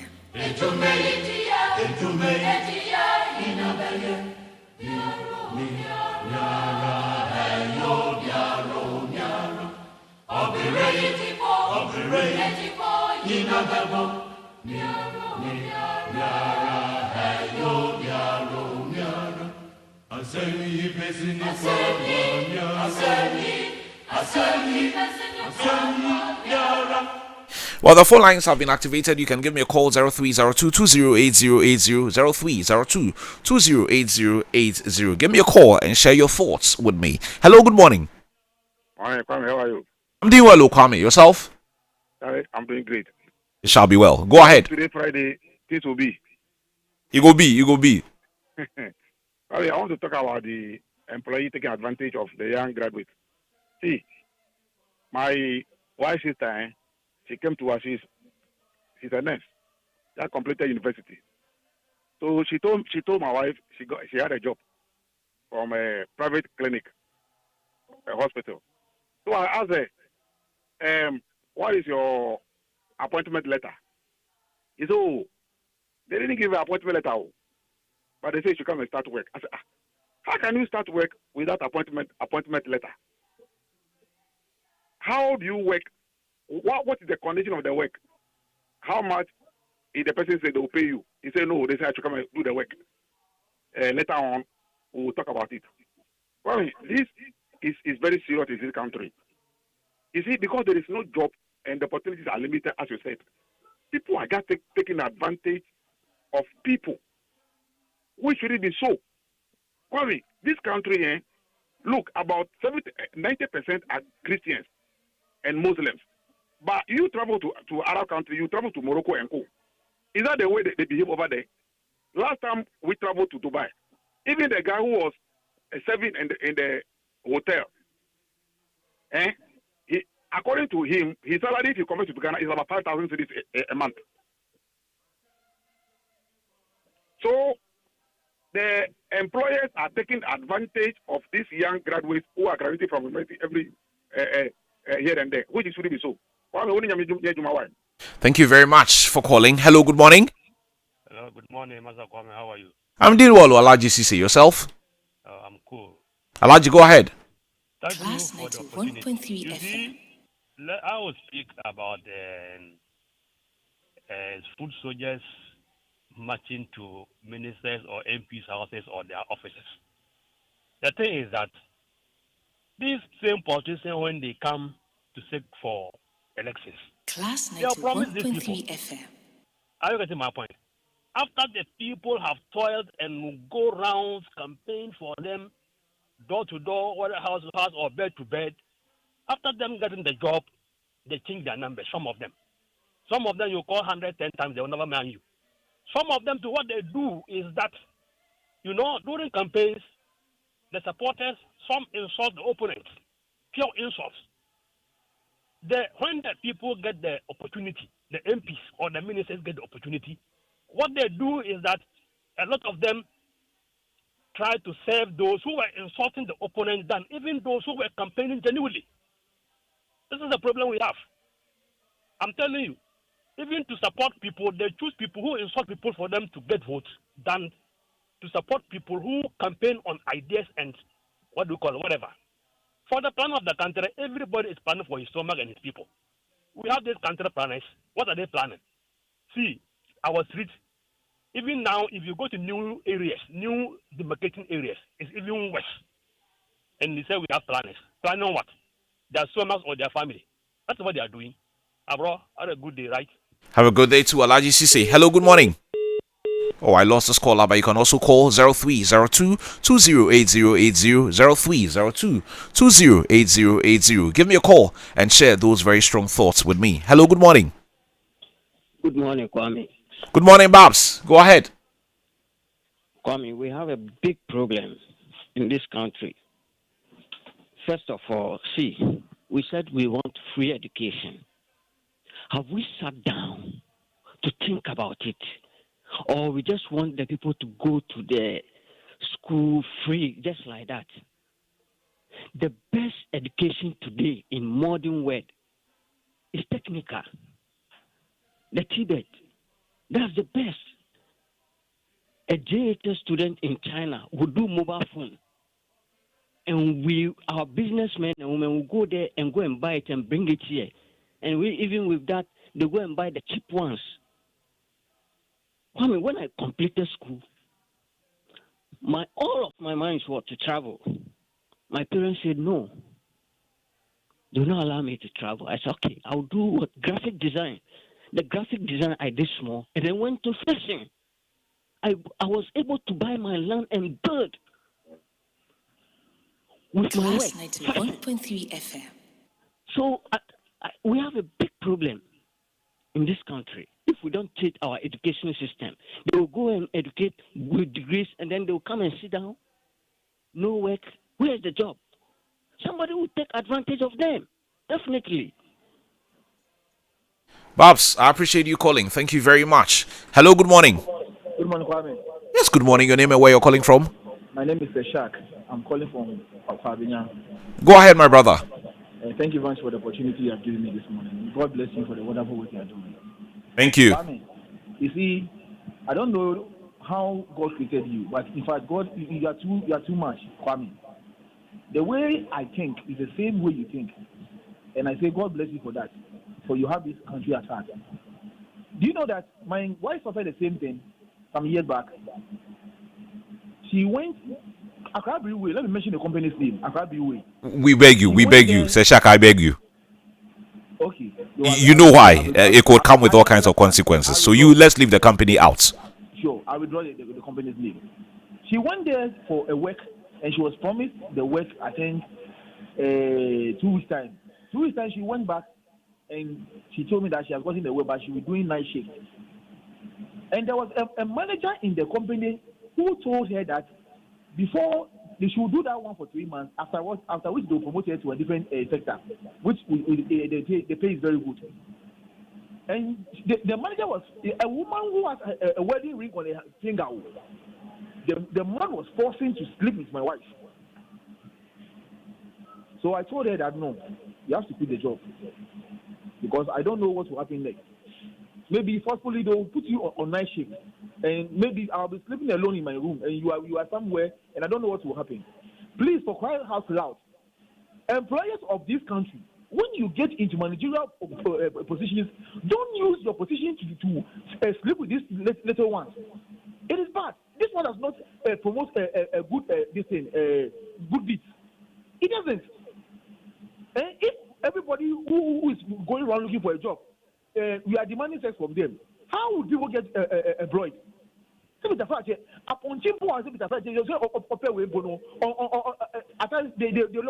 lower their distance small, leave it small. It is becoming too much. I won't lie to you. I have a lot of female friends who are looking for job opportunities, and people are demanding sex from them. Why? It is. Yeah, some more. 0302208080. Hello, good morning. Hello, good morning. Yes, good morning. Seth in Ajekojo, go ahead. Yeah, Mr. Kwame, it's a community watch. I just want to say something concerning about Ajekojo Santoro. Sure. Yeah, if you look at the road, they are not talking about the contractor. I see the assembly now putting some lateral, the stone something on the road. I know they are trying to come and grade it. You see, multiple costs with one small job. It is cleaning this country. Because you remember, you see that they say before they can fill one grader to work on that, it is a day, it is almost 3,000 Ghana cedis. Right now, the assembly is taking that decision and leaving the contractor. When the contractor comes to do his work, he will also take this thing they do. This thing they have to look at it. Mr. Kwame, concerning about the Ghana Education Service and the essential service in Ghana, especially health and education. During the Kwame Nkrumah era, the schools are not plenty and the people are not eager to go there. That is why math training was entering into it.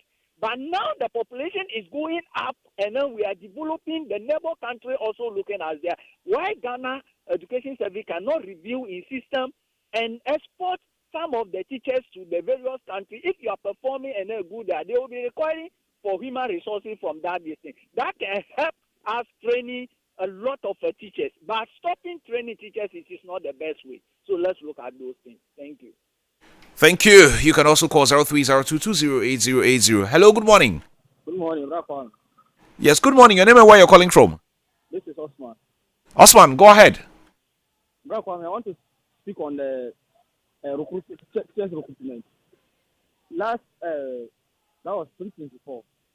My senior brother, the one that I'm next to, they were doing the same recruit. You know, my brother paid 30,000 Ghana cedis. That's 300 million, all currency. For just recruitment too. Upon all the suffering that he suffered, paid the school fees in the school, whatever, he came out and then he was seeking for appointment and then he has to pay 30,000 Ghana cedis.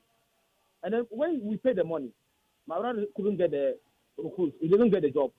And up to now, we are still flowing that man to take the money back. And the man is paying the money small. So what kind of counseling are we building? And after the company is taking advantage of who they use because of lack of employment. It's true. I used to work in a certain company. They used to pay us 500 Ghana cedis. And then this 500 Ghana cedis, no insurance, no tier 2, no nothing. And if you do a little mistake and something like you committed something, maybe something small, they would duck you. Could you believe that? Up to now, the company is still there, and they're still doing the same thing. So I have friends who are still working there, and they're always complaining. But if they quit the job, there's no job for them to do. So they'll rather stay there to manage rather to quit. Ihado. God day. Hello, good morning. Kwame. Papa. Good morning, my brother. How are you? I'm doing well. We are also doing our own well to my brother. And Shall be well. We thank Ghanaians for voting out the MPP. See, enemies go shame. Enemies go shame. They were thinking that Trump and what they call Iran, they will still continue with the fight so that the world price of crude oil will be over 200 $200. then they will have a chance to say the government is not doing well at all. Enemies go shame. See, teachers front. So we have a lot of recruitment that we needed to do under Nanado, and we didn't do it.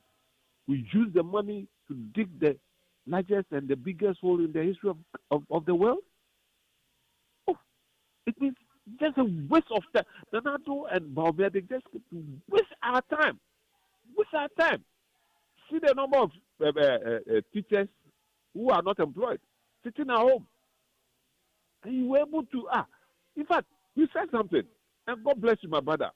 In opposition, they think properly. But when they come to government, the faculty has, I don't know, different level altogether. See how we are enjoying the price reduction in what do you call it? Diesel and petrol and things like that. My brother, are you not enjoying? They are also enjoying, When you go to the pump, you are buying this thing at 13 cedis. In fact, Ghanaians, never vote for these people. Never look at their side at all. 0302208080 Hello, good morning. Good morning, Kwame. How are you? I'm doing well. Your name and where you're calling from, please. My name is Richard from Newport Town. Richard, go ahead. Yeah, Kelly. Usually, I don't like to miss your morning show at all.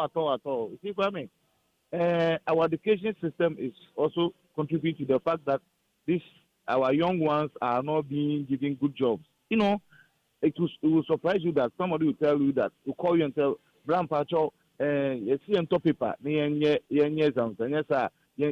all these things. Usually we used to learn on our own. Now they are buying paper. So when you come back from school or you graduate from school and I give you a job and you can't do it, what happens? I don't want to sack you, so I'll be forced to give you something else. Do you understand? Not the bad way, but kakra, for 20 cities, I'll say I'll give you 10 cities. That's what I'm trying to say. And the politicians are also doing very bad. They're only thinking about their stomach. If we could restructure our things well, this country is best for us all. But I see politicians and some of the teachers, look at what is happening. Teacher doing that to that, So, Kwame, thank you very much. God bless you. God bless you too. And thank you for calling. I appreciate that. Hello, good morning. Hello, good morning. Yes, good morning. Your name and where you're calling from?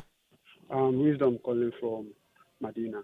Wizzy, go ahead. Yeah, I might say I'm very appreciative of whatever you guys have been doing. Recently, I've seen that you guys have been writing letters and all that. My point of view of it is that can't we also do it as in an agenda for class listeners, so that we will be following up on some things that we want to be established in Ghana. So, for instance, if it's the railway, we set on an agenda, then we all work towards it so that we see it come to reality, and then we will take pride in it.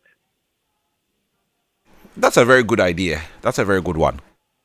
Yeah. Because the talking, we keep on talking and we are not seeing anything. So I feel if we set an agenda, it will help all of us. Then we can be following up on all those things. Okay, that's a very good one. I really appreciate this contribution and this suggestion. I really appreciate it. All right, thank you, sir. Thank you too. I really appreciate it. One of the things that we try to do is that we try to put out the issues. We try to follow them as much as we can with the hope that something will be done about them. Hello, good morning. Good morning, Kwame. Yes, good morning. Your name and where you're calling from? Benjamin from Kutumsi. Ben, go ahead. Yeah. Honestly, if our technical schools will be well equipped with incentives, things that will be able to teach us things. I went to technical school, YMCA, sorry, and I'm 56 years old now, and that's what I'm living with.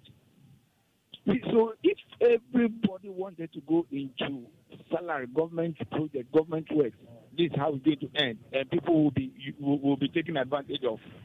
But if our technical schools will be able to help us, we'll be well equipped, and we get the incentive to train, and we'll be doing our own work. There will not be pressure at the institutions. So that's all I can say. If we can go straight and then be able to tell the government to be able to educate technical students more, it will help us a lot that this government this sort of work. That's all I can say for this morning. Thank you. Okay, thank you, my brother. 0302208080. Hello, good morning. Hello, good morning. Yes, good morning. Your name and where you're calling from?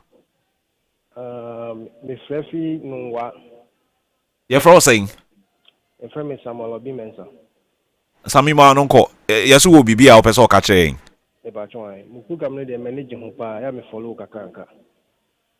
Na me problem ba kwa ewo ye Ghana for ho say. Some the program be ba ebeboa ye youth no ni oman na. Nko bi fra no mo omo pese mo dane asem no politics ba e fact na ye ka. Nya emboa oman baba no ma no na ya muka e wo we so da yesu ye de ye ti.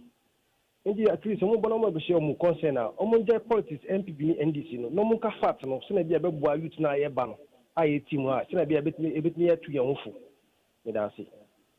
Okay, I hear you. Okay. Hello, good morning. Good morning, Kwame. Yes, good morning. Your name and where you're calling from? I was thinking the Taifa. Yeah, go ahead. Kwame, I think the newspaper review, you made mention of the Honorable Japan being threatened by MPP or whatever. Yeah, that was a story being reported by one of the papers. Yes, before I go to your topic, let me say something to my Honorable. Honorable Japan should know that if he's with MPP, he should go straight forward with MPP. And if he thinks he can stay back and do whatever he thinks he can do, he should just stay back and allow the party people to work. Kwame, What has he done wrong? Kwame, you see, I saw one of his videos on YouTube. And you see, this Afari matter, Afari hospital matter that he was talking about. Kwame, you see, if you are with the party and party suggested to do something and you think you can just sit back and maybe say something to downplay their integrity or to downplay what they want to achieve. Kwame, you see, it's not good. It's not good. And you should know that Kwame, there can be a account for himself. I know that all that he's doing is about who to me, and the case that who to me is having with the government. And you think you can go me? Let's wait and see. Kwame, back to your topic. Kwame, you see, the politicians, in fact, they have to do whatever they have to do to make the citizenry, feel good. Kwame, you can't just come and give us some small amount of money and you go scot-free. Kwame, you see, in their campaign, they will come and tell the people that we will do this, we will do that, we will do this, we will do that. So when you come and you are not doing it, the people will come to your house. They will come and demand money from you because you promise them that you will give them this, you give them that, you give them this, you give them that. So Kwame, you see, it's not the people, it's about the politicians. They should know that somebody like MP, somebody who is speaking for MP will come and say, I will do this road, I will do this road, I will do this. Meanwhile, we know that MP doesn't do roads. So if you come and you are not doing it, the people will come to your house. And the people should know that the amount that the MP is spending, they will steal it from you, from your taxpayers' money. They will steal it. So they should know that. Kwame, thank you very much. God bless you. Thank you too, and thanks for calling. Hello, good morning. Well, I forgot to tell you something. This Papa Bishop, I'm back again, my brother. Papa, make it snappy for me. You see, the way things are happening, the good governance that we are enjoying, I forgot to thank His Excellency John Mahama, the Vice President, and then the Chief of Staff, Julius Zebra, and the Bank of Ghana governor for really, that is Dr. Johnson Padidisiama. Charlie, they are really making things so easy for us. So, we are not seeing it. Look, as for Kennedy Japan, I'm even shocked that he joined MPP. Because we at this scope people, we don't tolerate nonsense. So. Okay, that is a personal decision. That is a personal decision. I wouldn't want to get too much into that one. 0302208080. Hello, good morning. Good morning. Yes, good morning. Your name and where you're calling from? My name is Sister Aisha. I'm calling for my name, sir. Go ahead. Please, one, may God bless you, may God guide you, may God protect you. Amen. And I wish you are in Sierra Leone or your type is in Sierra Leone. I'm in Sierra Leone and may God guide you. All what you are doing, may God make it don't go in vain in Jesus' mighty name. May God make the good things you plan for Ghana come to pass in Jesus' name. Amen. Amen. Amen. Okay, thank you very much. It's not very often you get a caller only calling to pray for you. Thank you. Hello, good morning. My brother, how you doing? I'm doing well. Your name and where you're calling from, please. This what's the benefit of English? Oh, bro, all good. We are managing, my brother. Go be, you go be. You know, at least you have to probably give praise. You know. Go be. Sure. I wasn't. I took my children to school, so I wasn't around. So I didn't hear. But Papa was saying something right now. So I just I assume or exaggerate. I get the point. So what I want to like, what Kenneth Japo said about the MPP, I think. If that's not topic, I'm contributing to. Oh, they just chipped it in. So you see, the MPP is become unpopular. To be honest with you, they should allow Mahama to do his work, and probably they should shame and name people who are behind the downfall of Ghana, because Ghanaians cannot live in South Africa, Malawi, Burkina Faso because of hardship to go. How will Ghanaian go and live in the? I get my point. We have everything here. So what I'm saying is that I will support him in the point every day, because he will say it as it is. With or without President Kennedy, is kind of the point. I get the point. So what the problem now, Mahama, they should leave Mahama alone. 18 months, 2 years, whatever. Mahama work. We are facing difficulty. We are facing a lot of challenges. Where I am right now, the rainfall, the rules are not good. Going back, I can't hear. I get the point. But I believe that there will be a change. Okay, thank you. I'm told I can pick just 2 more calls. So if you can call quickly, 0302208080, 0302208080, and then I can get to read as many of the messages that you sent to us this morning. I'll pick just 2 more calls, 0302208080, 0302208080. You can call me and share those very strong thoughts with me, especially the concerns in your community as well, today being a Friday. Hello, good morning. Yeah, Kwame, I'm back. Boss, make it snappy for me. Okay, Kwame, I want to put this question to you. Why is it that everybody wants to work in the office after graduating from school? That one there is personal preference. Okay, you see. Look at that young lady at VAR that the president made. She was technical. Her work was technical. You see. I'm sure she started from technical school before she got to VAR. These are some of the people we need currently in this modern world. There was a young lady here in Atabelenkpi. I used to sew for her. She was a university student. When she graduated, she wanted an office job. For 3 years, she didn't get. She went to fashion school. She did only 6 months to Kwame. Now, if you see the charge this lady is doing, she doesn't bring me job again because she has went to fashion school and learned for 6 months. She's making big money now. You see, let me say shout out to my senior comrade, Papa Bishi. He always makes me laugh. Have a good morning. Have a good morning. So I'll take a final caller. Hello, good morning. Thank you, bro, to be your final caller. This is Mike from Kutubabe. Mike, go ahead. Thank you. Bro, nothing too late, though. Whatever we say in this country, we still have leaders in this country. Nobody is against anybody's father in this country. If you do it well, we all praise you. So we, the people, should think twice. I mean, we should be awake enough to know the leaders that we want to solve our problems. That's all I want to say this morning. God bless you. God bless you too. Thank you. And that's going to be our final caller. I should take just one more. Okay. Hello, good morning. Good morning. Hey, good morning, Paul. What's up? You nearly skipped me. Forgive me. Sorry. The other time I was watching you on YouTube, but I really like you in your video. Thank you. Kwame, I want to answer back. Bob was asking why is it that everybody want to end up in the office? Okay. It is the kind of education we have set up for ourselves. You go to school, read and write, go and learn English and come and sit down. We don't invest in the technical education. The technical and the vocational education that will help people to be on their own. We don't do that. So when everybody comes out from school, everybody wants to be in that office, that small space. That is it. So until we invest in the technical and vocational education, we will still be going this route. Good morning. Morning. Thank you very much, Paul. And Paul is going to be our last Paul. Like Paul always says it plain like that. We go to school, go and learn English, and then we'll come and sit down. Anyway, let me take your messages that have come in at this point. This one says, good morning, my brother. Our politicians still do not know that what majority of the people want is development. How long can they keep on feeding food soldiers? Teach a man how to fish rather than always giving him fish. Look at the likes of Apia Stadium, begging like a cat. Oh, Charlie, Eddie from Medina, Eddie, I beg you.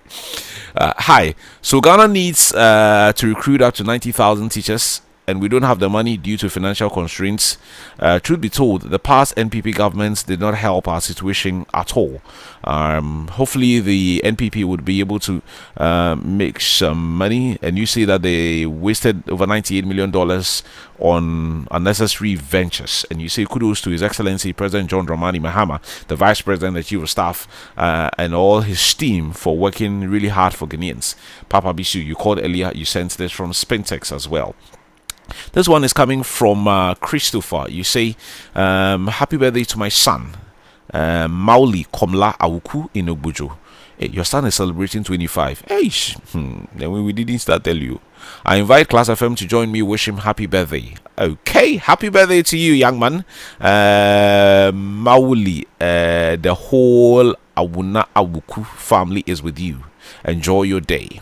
And you also say that I have observed that in my area, Taji Agave, that sickness, sickle cell, is not there. I think it's due to the type of food they eat. They eat a lot of fish from the Volta River. Can your FM station get a research fellow to find out why? I am ready to help. Okay, Chris, we'll get in touch with you. Okay. This one is coming from Emmanuel. Says, good morning, Kwame. Cardiac arrest can affect any age, especially if this lady had issues with her heart valves, which she did not even know. Checking BP is good, but note of caution is that the machines, especially the wrist ones, are not accurate. So we should be cautious, yes, but check your eating habits as well. It's not easy for the working class, yeah. Engineer, I know, but you still have to find a way, I guess. This one says, hello Kwame, please and please again. On the Spintex Road, just in front of, okay, a gift. I don't know how you knew that it was his house. You see, I stopped as I started reading because I don't know if people know that that's where he lives. Unless, of course, everybody in the area knows that that is the big man's house. But the moment you start putting, the locations out, if it's not an official residence and it's his private house, before we know it, the whole Spintex will be there to go and look for his house. So you say where this big man lives. I'm trying to describe it in a way where everyone will still get it. You see, there's a big gutter there, and the gutter is choked with sand, and the water is all over the road. I will take a photo and send it to you. Good morning. Okay, I get where you're going with this one. The big man is there, but he's not doing anything about it. That is what you want to say. So just say it. Alayi Al-Hassan Sisi from Zenu Central. You say, good morning to everyone. The country planners are planning for their stomachs and not their family. That is why we find themselves in the situation in which we do today. May God see us through. Okay, thank you. Good morning, Class FM. As for job opportunities there, this country, when it comes to health services and teaching, it is a different topic altogether. Myself, I don't have a job as a nurse, so I bought my own medical equipment like BP machines, pulse, oximeter, and co. To make some small money from there. Okay, so let me quickly go over to the phone lines and get to speak to the Honorable Felix Odate Lamti. He's a member of, he's an MCE for Wejagbawe. Do we have him? Okay, so we'll try to get him again. As and when we get him, there are a few concerns that have arisen in his community that we would want to address. Everything from the spillage to another worrying thing that is popping up about all of these tricycle riders who go and dump their waste somewhere in the Wage Agbawe municipality. I'm told the place is full now. So unfortunately, these Aboboya drivers cannot take their bola over there or their rubbish over there, and a lot of them have just parked their cars. Do I even call them cars? They've parked their tricycles just by the roadside, and it's causing. There's a lot of stench. There's bad smell, and all of that. This morning we want to engage the MC on that and see what the municipality is doing about that. Okay, so do we have him? Okay, so I understand we have the Honorable Felix Udatilamti on the line. Honorable, good morning. Yeah, good morning. And thank you so much for making time to speak to us. Per chance, are you aware of this development concerning the tricycles? Which development? That apparently the tricycles in your community who go and dump their waste somewhere in your municipality, they are being told that the place is full and they have just parked their cars and have littered the whole place with their rubbish. No. The tricycles that you are seeing there, I'm not sure if your reporters have gone there. The tricycles are not coming from a municipality. The tricycles are coming from other municipalities that they've gone to carry refuse, and they want a place to dump, and that is why they are there. And as a municipality, we've also taken a decision not to allow them to do that because one is a Ramsey site. Filling it will increase the flood situation within the community and other communities, and also the health implications. So we've engaged national security and other stakeholders, and national security has come in to close that place or shut the place down. That is not a dumping site. So if you see them parked there, yes, they are being recalcitrant and they don't want to move. But national security too is bent on not allowing them to go there. So, in the past, was it an approved dumping site? I'm not aware of it. So why do they come there, or why have they been coming there if it wasn't an approved dumping site? But there are a lot of unapproved things that people are doing. So they are doing something that is an illegality. So we should caution them and talk to them that what they are doing is wrong, and we don't build a nation like that. You don't think about what you will benefit or what gains you will get and do something that is illegal.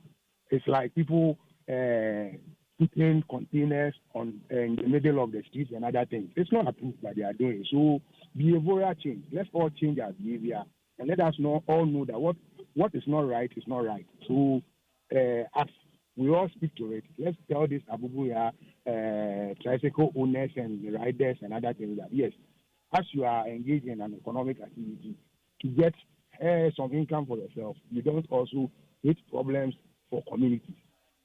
So that is it. Honorable, as at this morning and even last night, as some of our colleagues sent us our photos, they are still there. So how are you dealing with them? And I'm saying they being there, if I tell you that the place is not a dumping site, then you have to leave. So it is the honest lies on me, and you tell them that they have to leave because that place is not what. As national security and all of us are doing our part, also add your voice to it that place is not a dumping site and they should leave. With the kind of numbers that I saw, it would have to take some force. That is why, because of the force, that is why we also brought in national security. So I'm sure, definitely looking at the numbers as you are saying, they will what? National security will act accordingly. Perchance, would you want to put some timelines on this? Timeline. Yes, because the residents in the communities around are not happy with that development. Yes, we are all not happy with that development. That is why we brought in the required agencies to act. So if we are happy, we will not go that mile. So we are all not happy. For the people within the municipality, now that you've closed that particular dumping site, is there any other place available? And I'm saying, if your reporters truly have gone to the ground, they would have told you that the Abubo has their scene there. I'm not coming from Wejabang. We haven't said so. Coming from far as far as Teshi, Medina, and other places. So.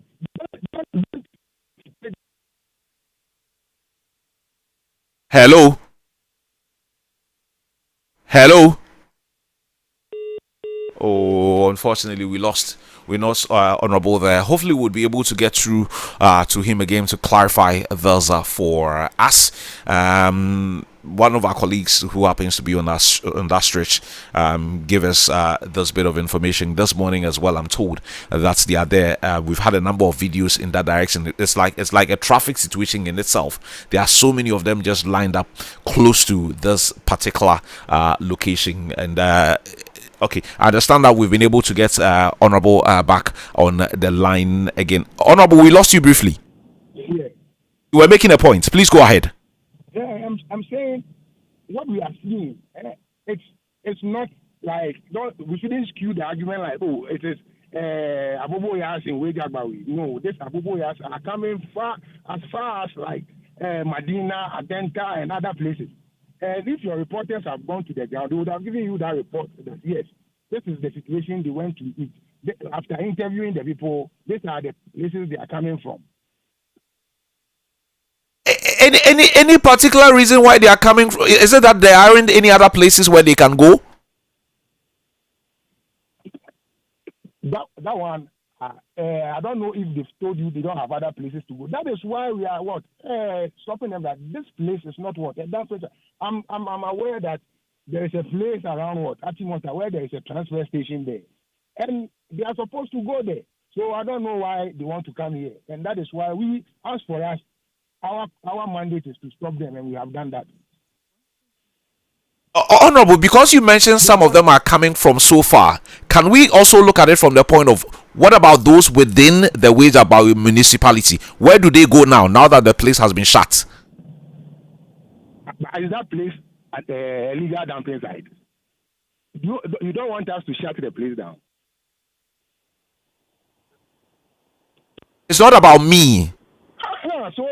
So let's stick to what? Shutting it down, and definitely alternatives are there. I've told you that there is a transfer station at what? The Achimota Old Station. They should go there. When you say they should go there, they can't just go there. Why? But they can just come to our place. They can just come to the illegal place, but the legal place, they cannot just go there. Is that what you are trying to say? You remember earlier on I asked you whether the site was approved or otherwise. And I said it is not approved. I'm not aware of any approval. I've told you all those things. Okay, we'll move away from that and maybe focus on the flood situations there. In the last couple of weeks, it was quite a challenge for you. What mechanisms have you put in place to ensure that now that the rains are still coming, we do not have all of these flooding conversations at your end? Okay, so as part of measures to ensure that we don't have such flood situations, yes, the flood, one of it has to do with the spilling of the Weja Dam. And the reasons why we get such flooding, we can associate it to what? For a long while, the Weja Dam, the channel through which it passes to the sea, has not been what? Defiltered. And we are calling on authorities. We've written to Works and Housing because Ghana Water is under Works and Housing to assist us to defilt the Weja Dam and the channels with which it enters the sea. The second thing that we are also thinking about is to ensure that we get a permanent estuary that is always open, so that when the spillage is done, it moves straight into the sea. Also, those who have encroached on the buffers, we have also started issuing them with notices to move away from there. And NADMO and other agencies have also taken it up to ensure that they go around, mark those buildings, so that we get a proper data as to what we're moving in to demolish, because we'll give them some time. If they don't, then we'll also come in to do our demolition. The other thing that the Ministry of Works and Housing, with Hydro and Garrett are doing it, they will be flying drones on within our municipality to give us the red lines. The red lines means where people are not supposed to build along the waterway, so that when the demolition is being carried out, it will be carried out without anyone saying, with tempered with his building, which was or is not part of the red line or the red zone and other things. So These are some of the steps we are taking. Then when you come to the community itself, we know that the community, we have some mountainous, we are endowed with these hilly places and other things. And when it rains, the rain carries what silt into the drains. And so we are trying our best to ensure that all our drains will be defiltered. Where we have to dredge, we are dredging. As I speak yesterday, they were around Care Guide area dredging. We've done some part of McCarthy, was it early this week, and other places. So we are also doing the dredging and the defiltering alongside. And in the long term, we are also looking at, also tasked my environmental officer and the parks and gardens to come up with a program for people to start to start encouraging people to green their frontages, because when it rains, because the place is a bare land and an open space, it carries the silt into the drains and it gets it through. So I'm sure with some of these measures, we will be having less silt within our drains so that the water can flow and flow well. We are also going to sanction people who normally dispose of refuse indiscriminately, especially the shops on the main roads who put refuse within the drains. So these are some of the things we are looking at.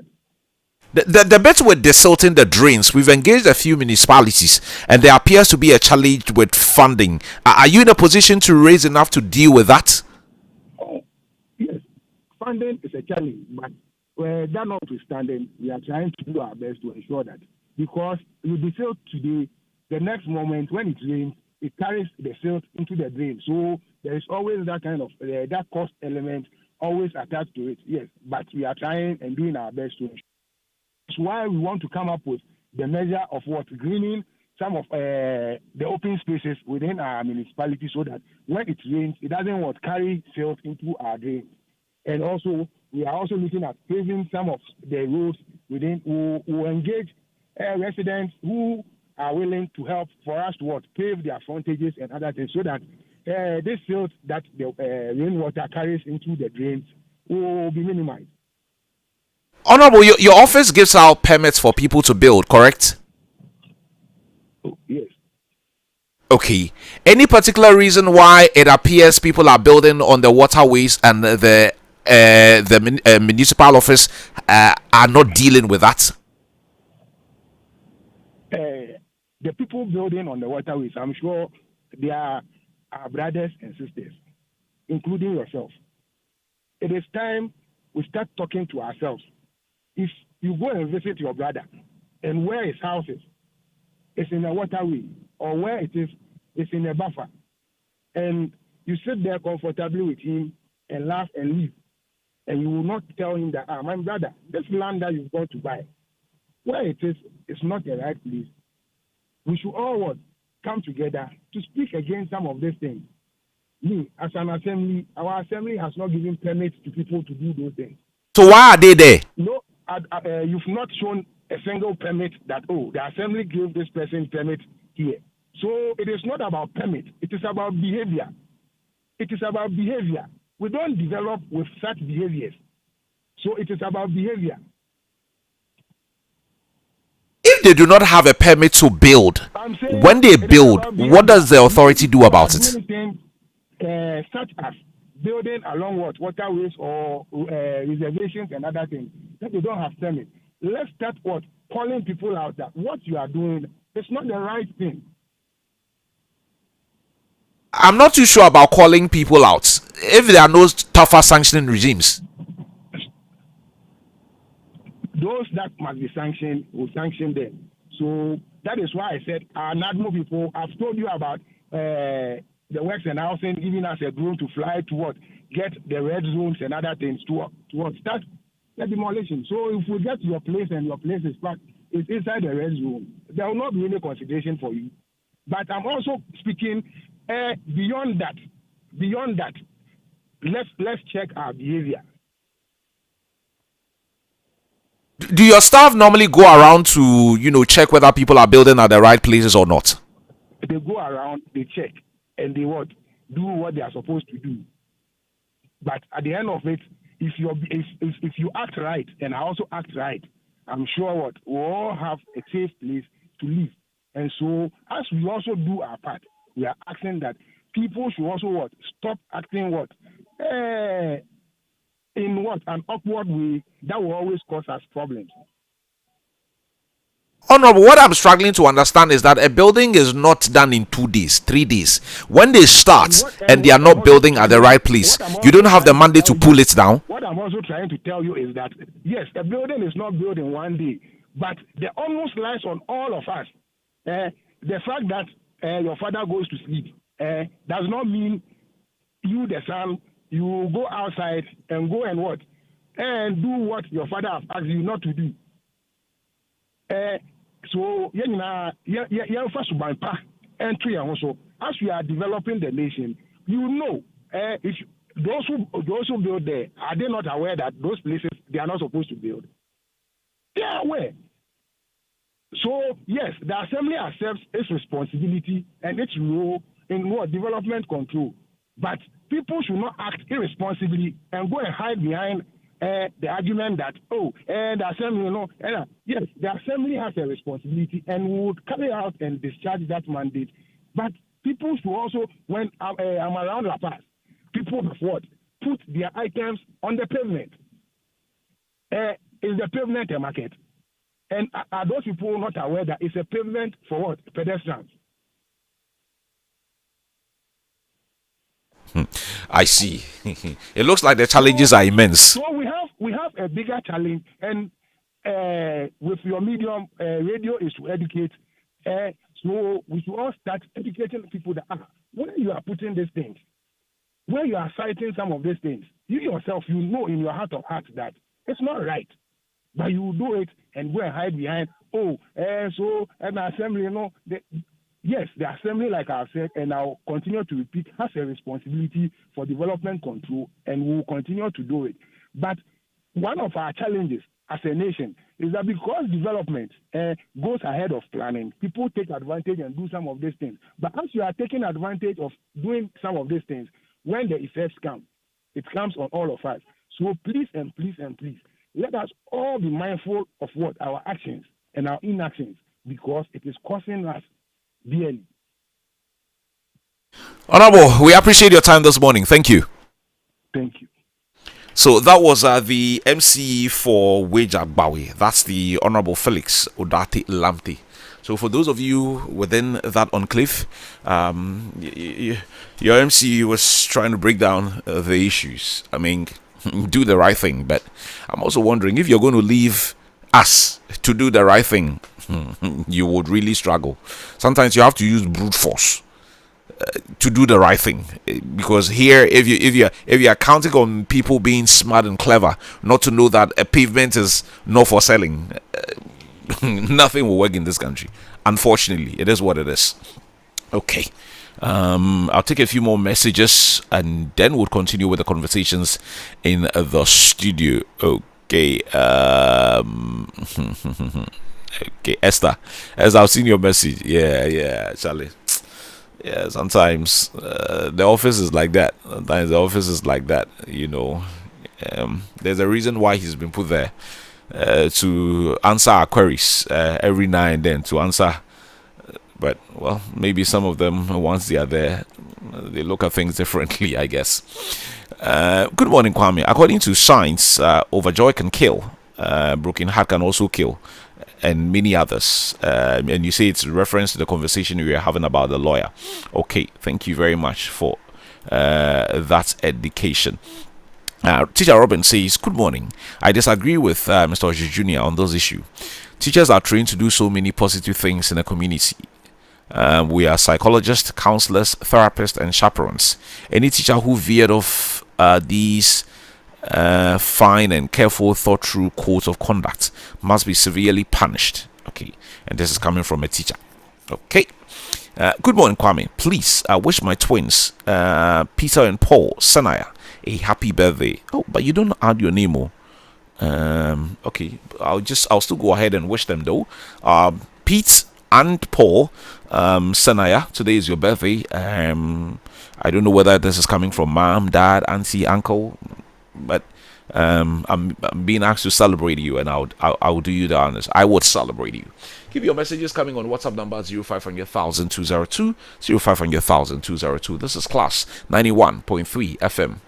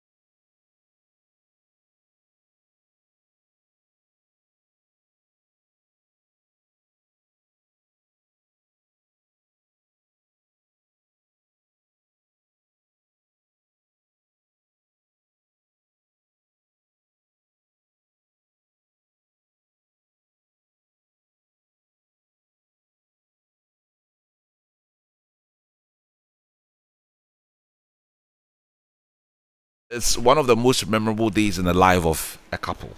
So everything from venue, catering, photography, clothing, transportation, decor, and other essentials have become a very big thing. But how much do you really need? How much do you really need? Today on the show, we examine the true cost of organizing a standard wedding and explore, the differing expectations of men and women. Should couples spend lavishly to create lasting memories, or should they prioritize their future and their financial stability over a one-day event? Okay, my news editor has been married for 50 years. She has a lot of experience in that area. And my brother, Nana Prempe, is also in the studio. He's in the business of helping out as a wedding planner. I'm also told that these days, from engagement to reception, the financial burden is not children. It's not a joke. And there's also the part with societal expectations as well. There are some who say that because of who you are or who you are, people have expectations of you. I hear Oye's wedding a couple of years ago, Accra came to a standstill. Everybody who mattered in Accra was there. Yeah, some people have weddings like that. Everyone who matters are there. So even the gifts for those who show up, the cost of the gifts alone could be millions. Charles is here, and Nana Prepper is here, Oye is here, and we'll probably engage one or two people on the phone as well. Oye, good morning. Good morning. Please, so what is a standard wedding? Which one is the standard? So years ago, I would have said Class 91.3 FM. Going to the church and having a pastor bless the wedding. Most important items would be the rings and perhaps the food that you serve at the reception. That would be years ago. Today, the venue is an important item. Venue for what? The venue that you organize the wedding, as in the reception, is an important item. Okay. The dress that you wear, your followers, that's your bridal train, your groomsmen. I like that. Your bridal what? Train. Who is forcing you to have a train? Yeah. Who is forcing you to have a train?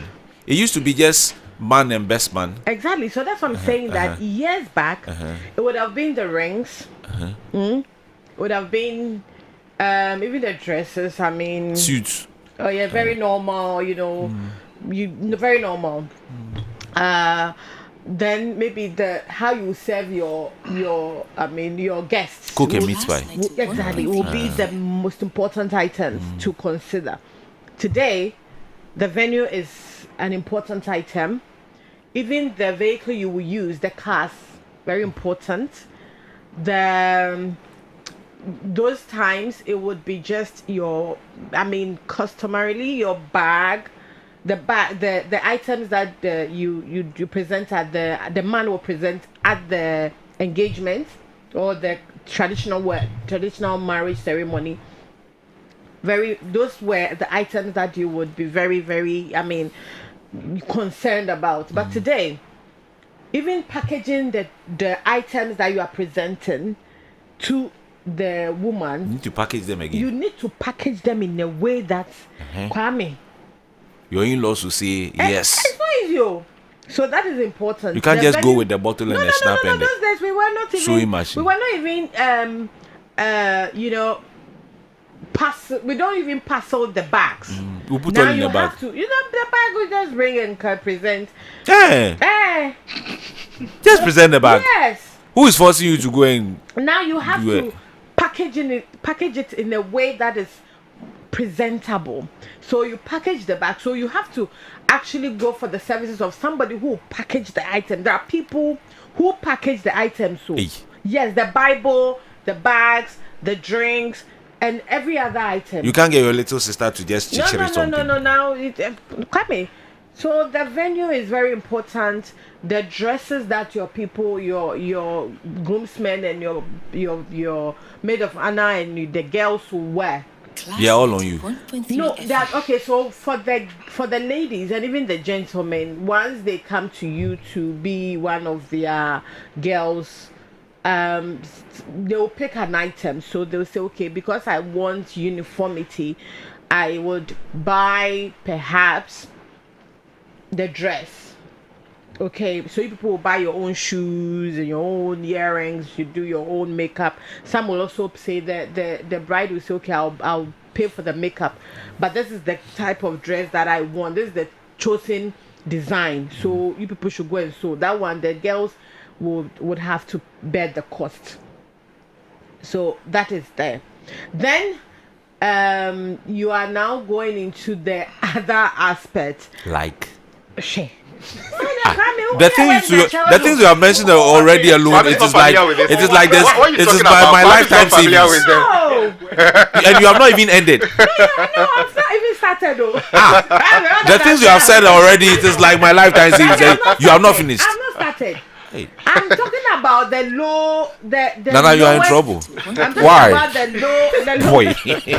Don't worry. Boy, I pity you people. Hey. You have not ended. Another seminary. Yes, I've not started, Kwame.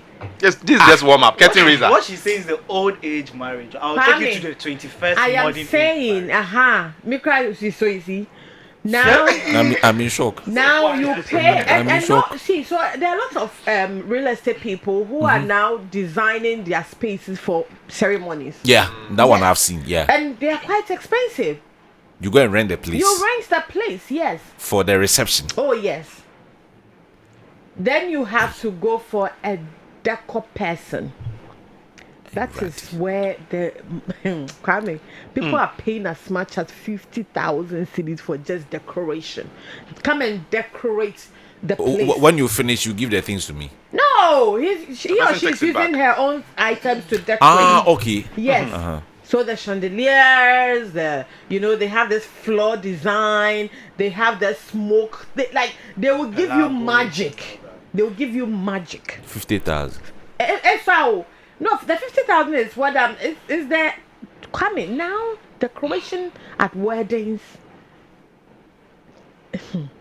So that is there. We have the decor coming in. We have the food. We have the food now. There are, we have the high class. You can't give them cook and meat pie. No. They don't cook and meat pie. You have to serve them. You do starters. You do drinks. You do main course. You do desserts. You do something that they have to am I feeding Agra? Hey, Kwame, and you're feeding the people food. I should do starters and then. Yeah, you do. Okay, you do welcome. Can you imagine? That is like a cook kind of thing. Yes. Then you do starters. So starters, shrimps, yeah.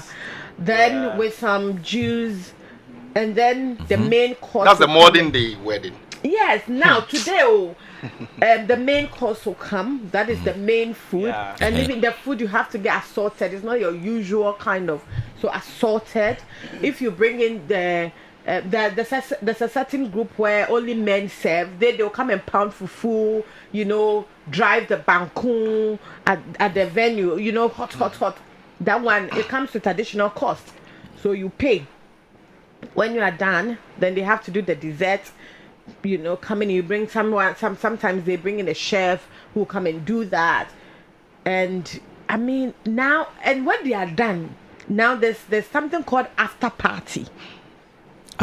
After the wedding, there's an after party where we have people going to change to wear like a club kind of dress and to go where? So more like the formal session and then an informal session. So the whole thing. So that's an informal session. See, so from the traditional ceremony to it's like we have 1, 2, 3, almost like 5 different events. Okay, because you do the church. When you are done, you do the start with tradition. When you finish, you come and do the church. After the church, you do the reception, the main reception. After the reception, you do the after party. And then some will go beyond and do Sunday lunch. Thanksgiving lunch. Yes, after the church on Sunday. Yes, we do Thanksgiving lunch. So that is family and close people coming to maybe the house, and that you have to also produce food and drinks. Oh yes. So now it is very expensive to get married. If I may ask, why can't we do it like our fathers did? What would it? If we do it like that, what would we lose? It's probably modernity. With this kind of cost. Well, Kwame, people actually plan. Some people plan. Some people save. Some go for loans. Go for a loan to do this. I don't subscribe to that. Why would you go for loan for a wedding event or marriage event? Some are also from very rich homes, so of course, mom or dad will pay. Daddy will pick the decor, mommy will pick the food. No problem. So those ones you don't bear. The cost is low on your part as the bride or as the couple. But if you don't come from that affluent kind of families, and even now the rich families, they don't even do it in Now they don't. It's very simple. The rich rather. Oh yes, some of the rich people don't do those extravagant kind of no. That's what Donald Trump said recently, that if you are rich, you can afford to talk low, but if you are not, that's why you want to be loud. Yeah, you get it. It is very, very expensive. People will not do it because now social media and the pressure. The woman, once you propose to the woman, she's already on Instagram looking at dresses for my girl. Which kind of, and that's where the problem is. Which kind of wedding? So she'll go through and say, "Oh, that's my dress." That's where everything starts from. So go and buy it. That's where everything starts from. It starts from the women. She will come and tell you that from the women. The dress. So I should go and buy. Talking to the designer. The designer says it's 20,000. So I should go and buy. You will buy. You won't buy. You buy. You see the dress buy. In fact, you have to buy for the woman. There you go. That's where the problem starts from. Let me come to Nana. He's the one who has been planning these things. Nana, from what Oye has said, if I put 2 and 2 together, I need maybe about 500,000 cedis. Oh, not necessarily. So before you plan a wedding or you start anything, you budget your wedding according to your guest list. Which one is the guest list? No? So the number of people you're inviting will influence your budget and what you want to do. Okay. So averagely, when people contract you to help them out, averagely, how many people do they invite?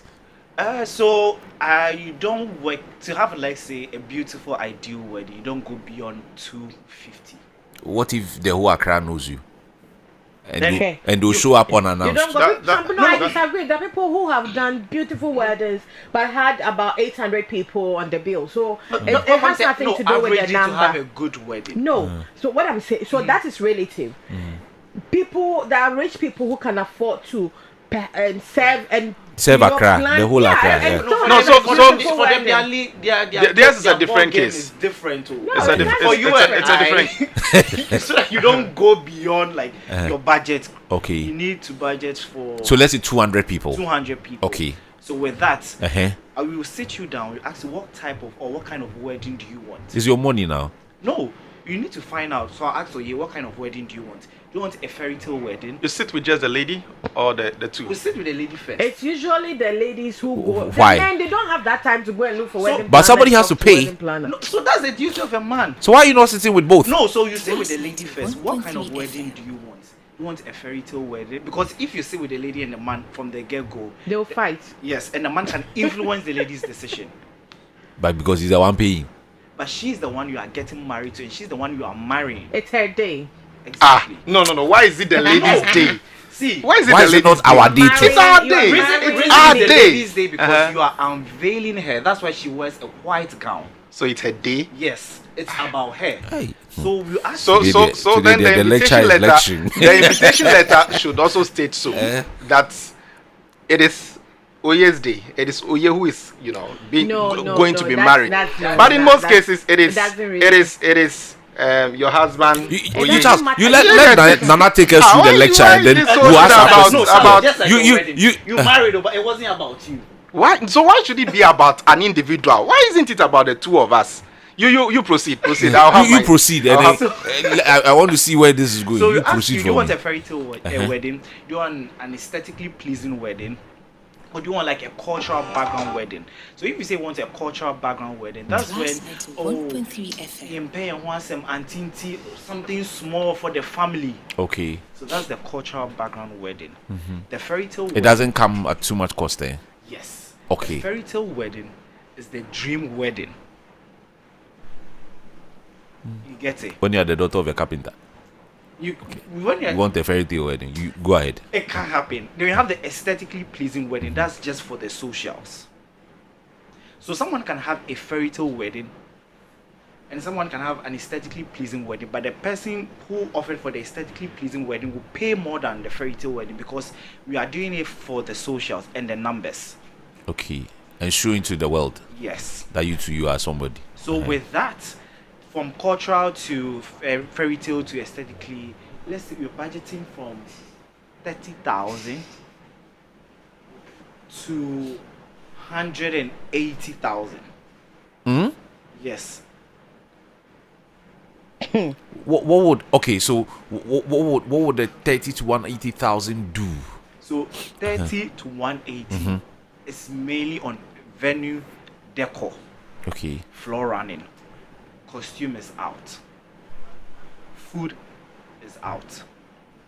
Because if you contract me to plan your wedding, I don't cook.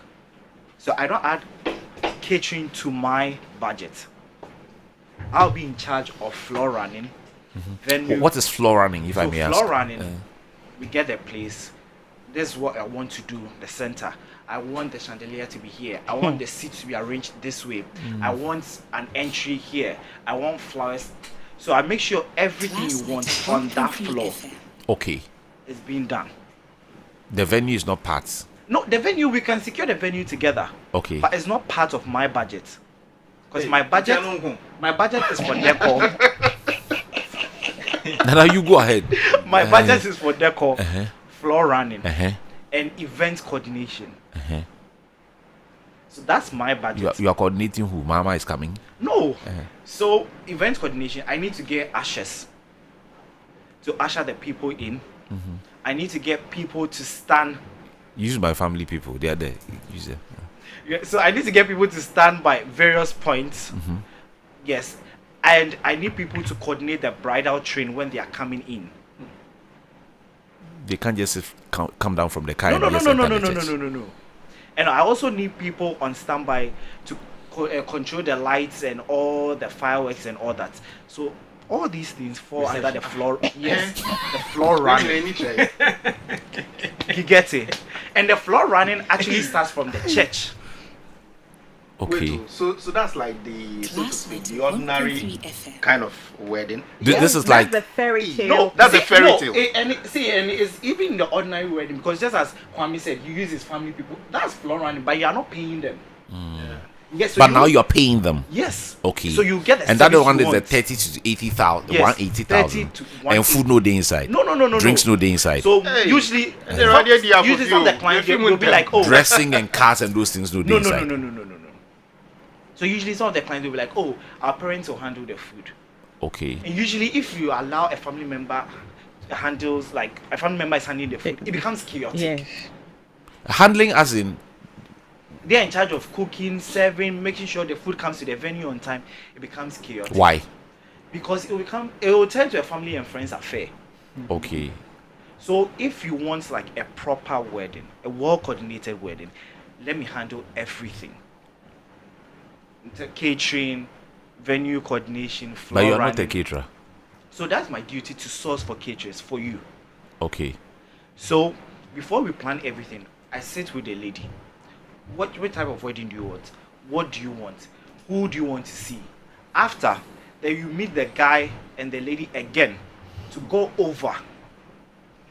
If it's agreed, then that's where you release the funds. What if it's not agreed?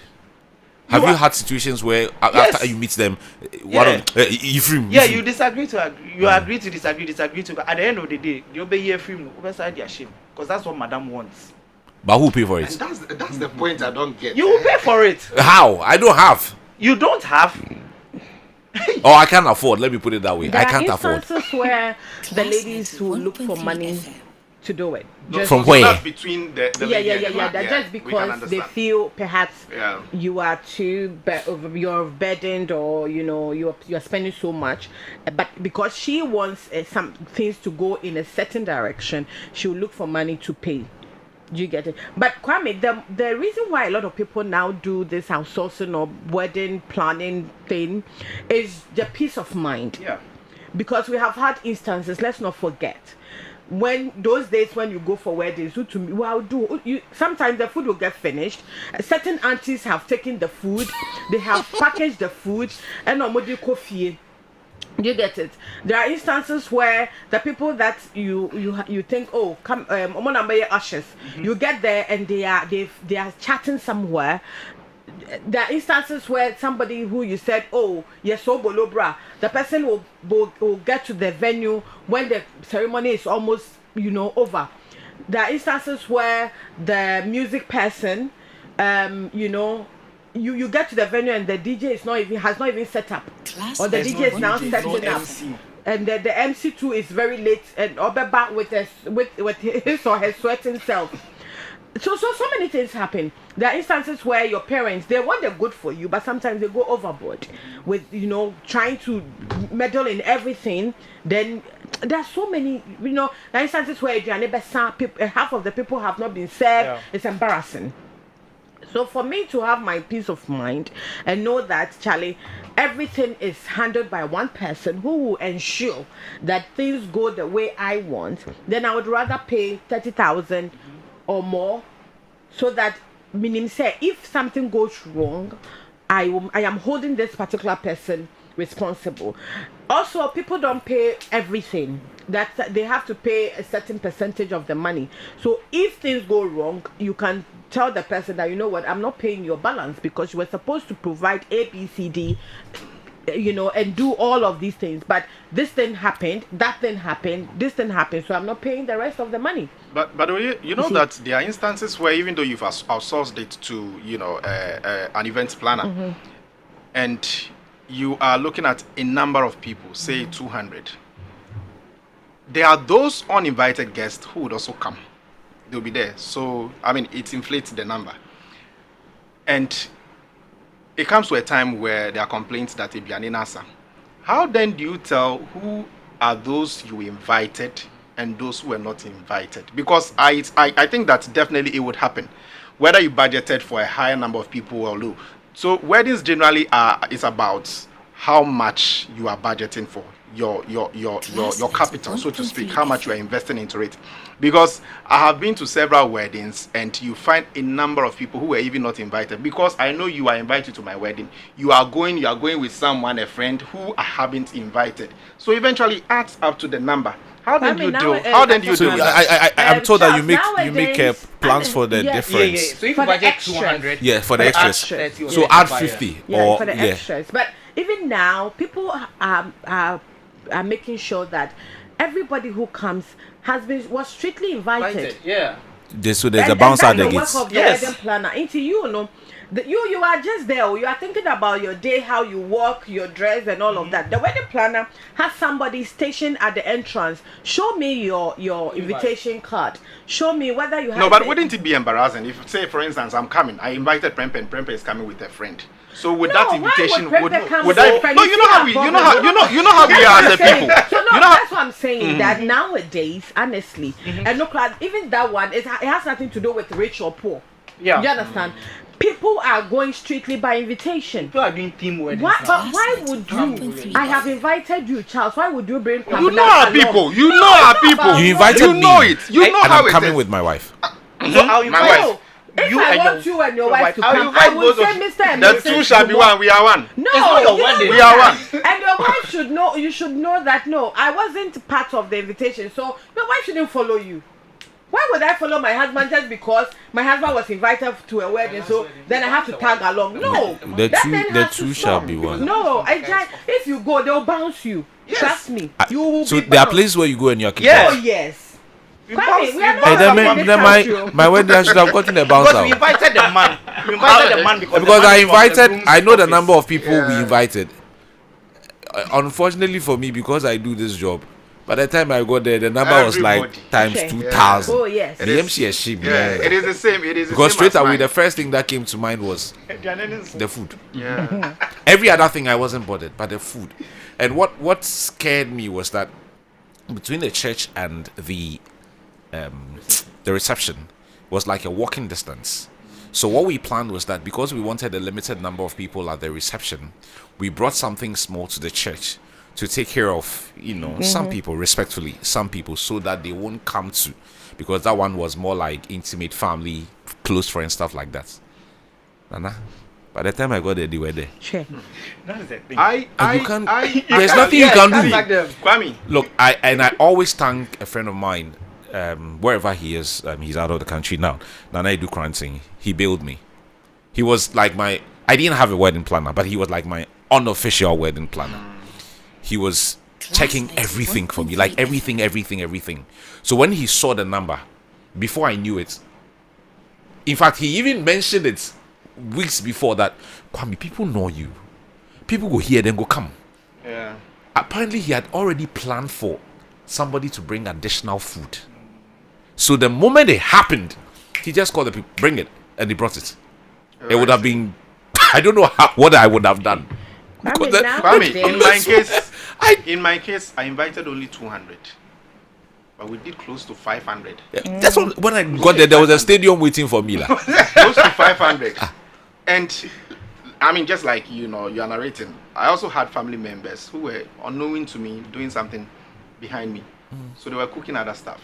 Yeah, that's what I'm saying. So they billed me. So at a point in time, and they're like, oh, Eduanina, to the extent that they were even coming to me. Eduanina sound, Eduanina. So I was getting frustrated. The better, maybe you can help me with this one.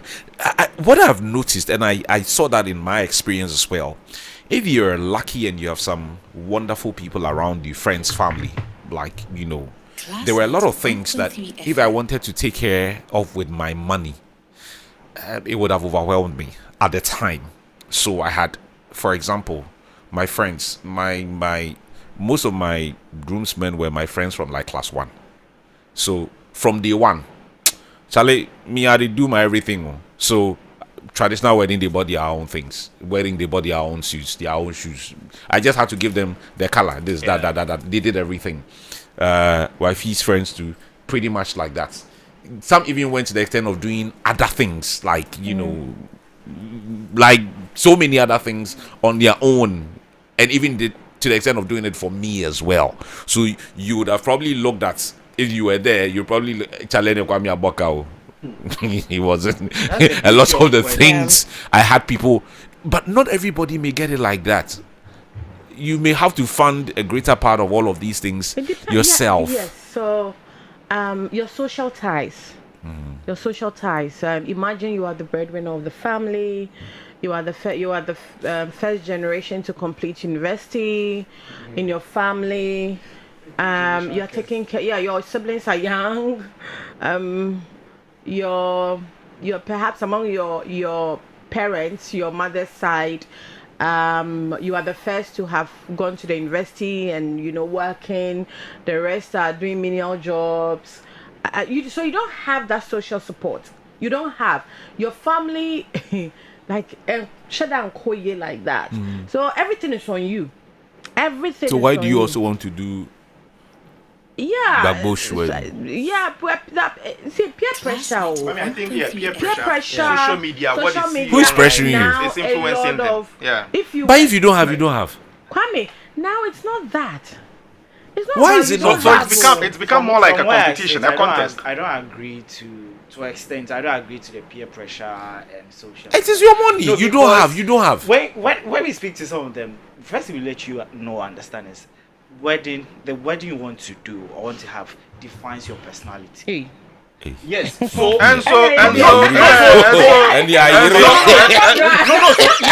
you put your personality out there. Like the D-Day. So if let's say as don't know me. No, as Oye say, maybe first to break the generational curse and all that.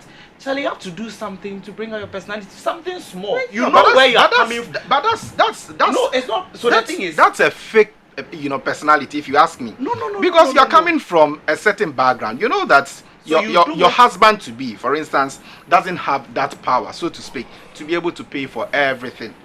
And yet, because of what you see on social media, because of the fact that you've seen a friend organize a certain wedding, or a friend's partner organize a certain wedding, you want to do some. So you also want to do the same thing.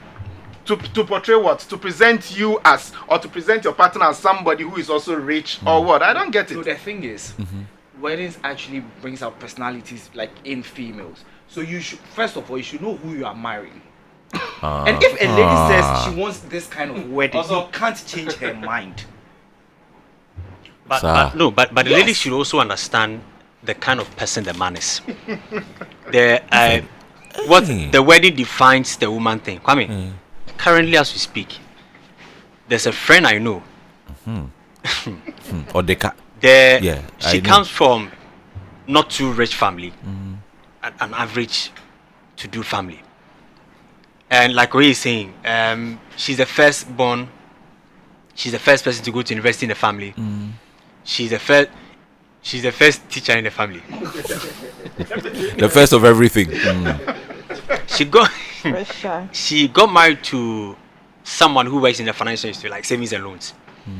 And the lady in that town knows the lady to be living that classy, flamboyant life. Would the teacher pay? With the teacher pay. Okay. In the town. Now, Kwame, her pre-wedding photo shoot alone. We didn't even talk about that. She did about 5 areas. She did Volta region, she did Eastern region, she did 2 places in the Central region. She went to take photo. I'm reliably told that all these monies were monies that were taken as a loan from the bank from the guy. 2 years after, they are divorced. The guy is still paying for the money. He's the head of the family. And the guy's friend called me that, my brother, my brother, this cross, I cannot be of help. At the beginning of the conversation, I asked Oye a question. Who says that if I do my wedding like the way my daddy did, it was, let's say, daddy, friend, brother. In those days, they like to use brother a lot. The brother directly after you, and then the lady to the sister directly after her. And then it was just the 4 of you with flower girls, 2 flower girls and 1 page boy. And then ring. Then you walk, you march in.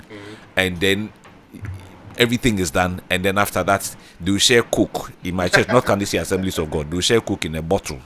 Bottles, then they add meat pie to it. Plus or minus 3 hours, everybody is done. There was no, we are going to another venue for reception. And those marriages are 50 years. They are still. I mean, the one that we are doing all of these things. A Katski's friend I know, he did the wedding at 3 p.m. Or the Shenitrim said no reception. So we planned the thing very well. I was part of the planning. Wouldn't do reception because he is popular. Charlie, if you do reception, people will kill you. Yes. So let's do the wedding at 3 p.m. Let's delay. Come to the church around 4:30. We planned the thing, wicked planning. So he delayed. He came to the church around 4. I told him, let your wife delay. Let your wife come around 5. So his wife came around 5. The pastor kwata by 6:30. Over to for reception. But you know, even now, the time has changed. People don't do weddings in the morning again. Yeah, I see late afternoon so that they can do just usher into an evening kind of dinner.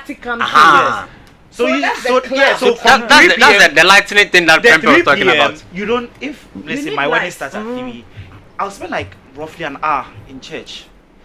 So there's no need for hymns, first Bible reading, no. So 3 p.m. the groom will get there, say for the bride 5. By 6 we are done. Kwame. 7. Then the main event. Main events starts. Kwame, see now, there's even a wedding blogger who will come. You pay to come and do videos of people coming right from the hotel, people coming in.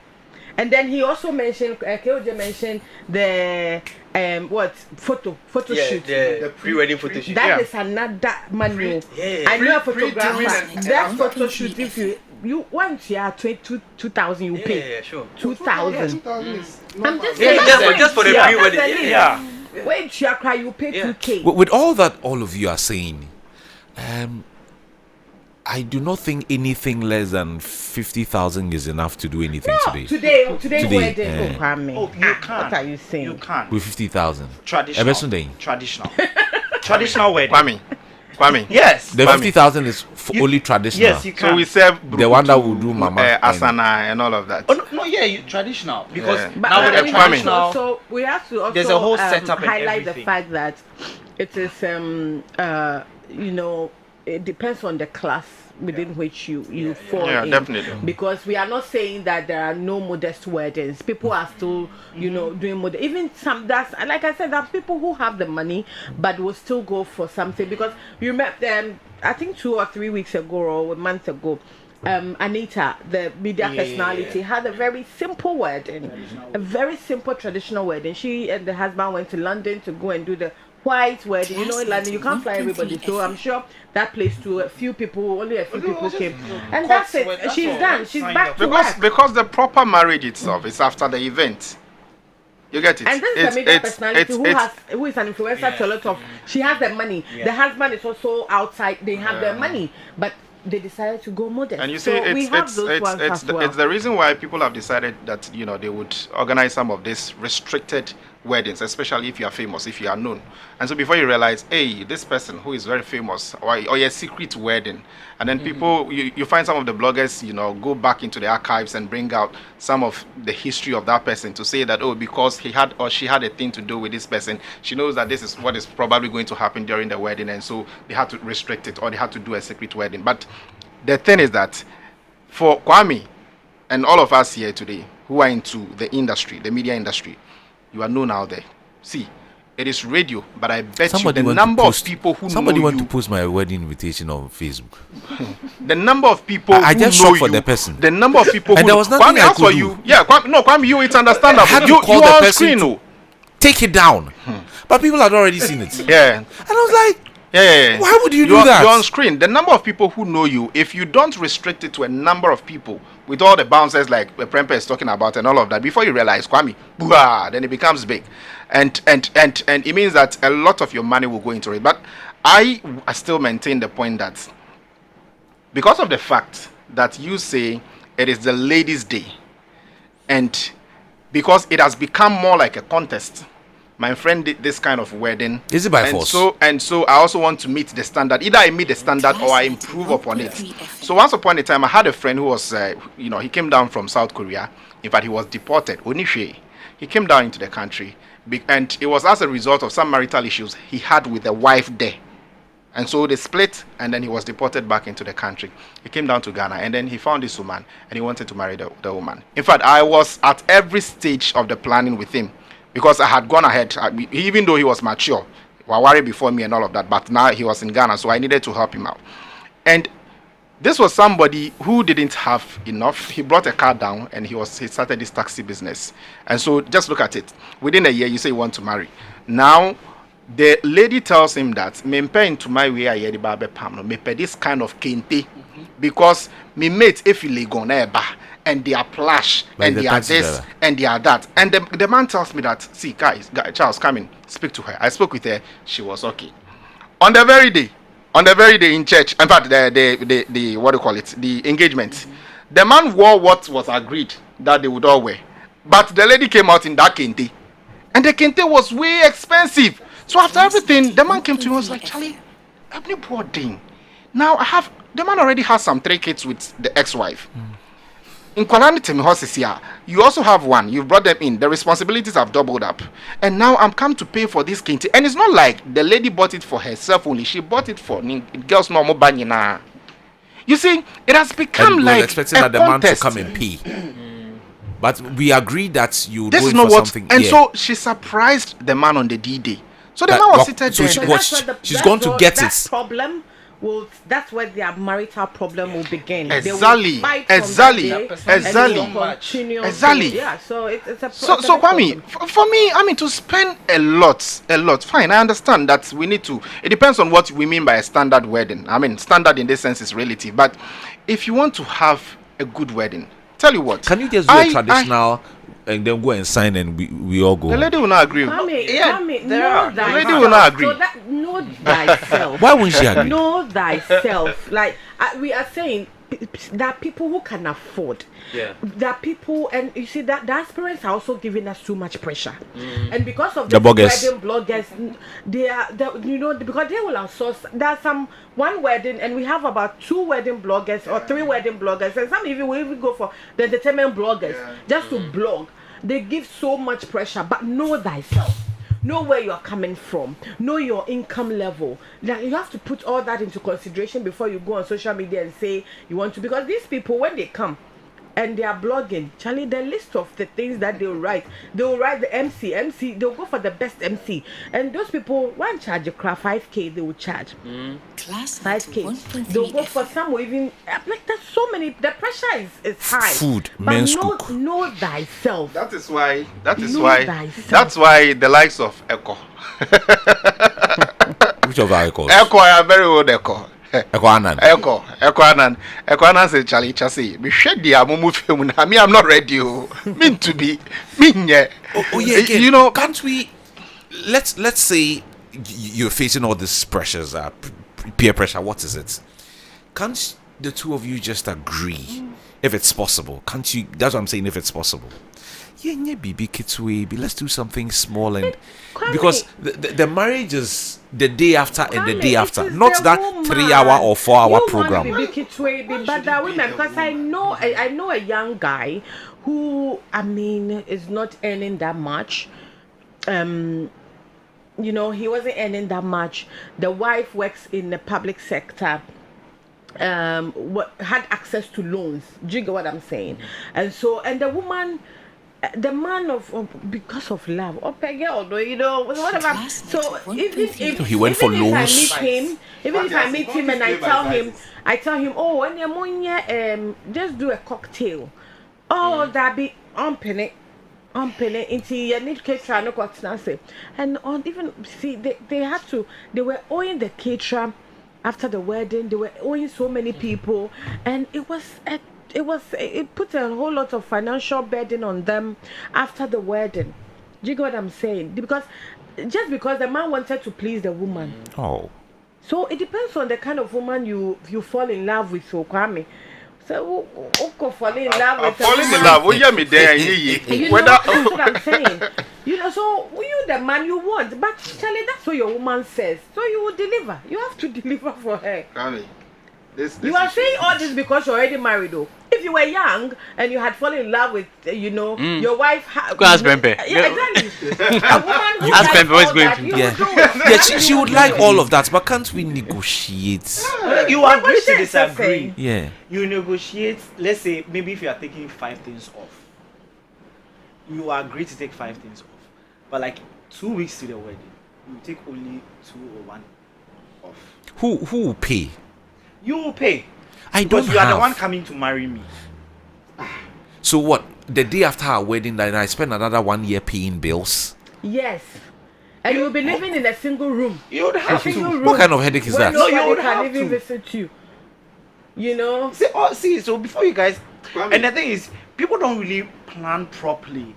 They just wake up and like, oh, okay, let's get married in say 5 months. But I think if you want to have like a good wedding, like take a year gap to plan. You guys should draw a financial plan for yourself before. You know how much I earn. You know how much you earn as a lady. That's why you have to sit and say, okay, every month we are putting say 10,000 in a certain account towards the wedding. That's right. Yes. So for a year you can get. Actually, people do that. That makes a lot of sense. People do that, and there are those two who say, oh. Let's do it. 6 months time. We are in June, December. We set the date. Yeah, we set the date. We go to our pastor. Our pastor wants to get married in December. As of the time that they are going to tell their pastor, they don't even have Holland and Tomac. Holland and Tomac. Yes. So they are now going to squeeze, and that's why you are not able to meet all the financial obligations. So then you push some after the wedding, and then your marriage starts on, debt. And if you do that, you know what will happen. Every day you are fighting because there's some money to pay, so you don't have the financial freedom. And I think one of the biggest hacks to wedding is secure your venue in your head a year before. 1.3 FM. The venue for what? The church or the... No, the reception. The reception is actually the real wedding. The church in this is just for God to see that, okay, yeah, forbid what you've said. So let's say maybe I want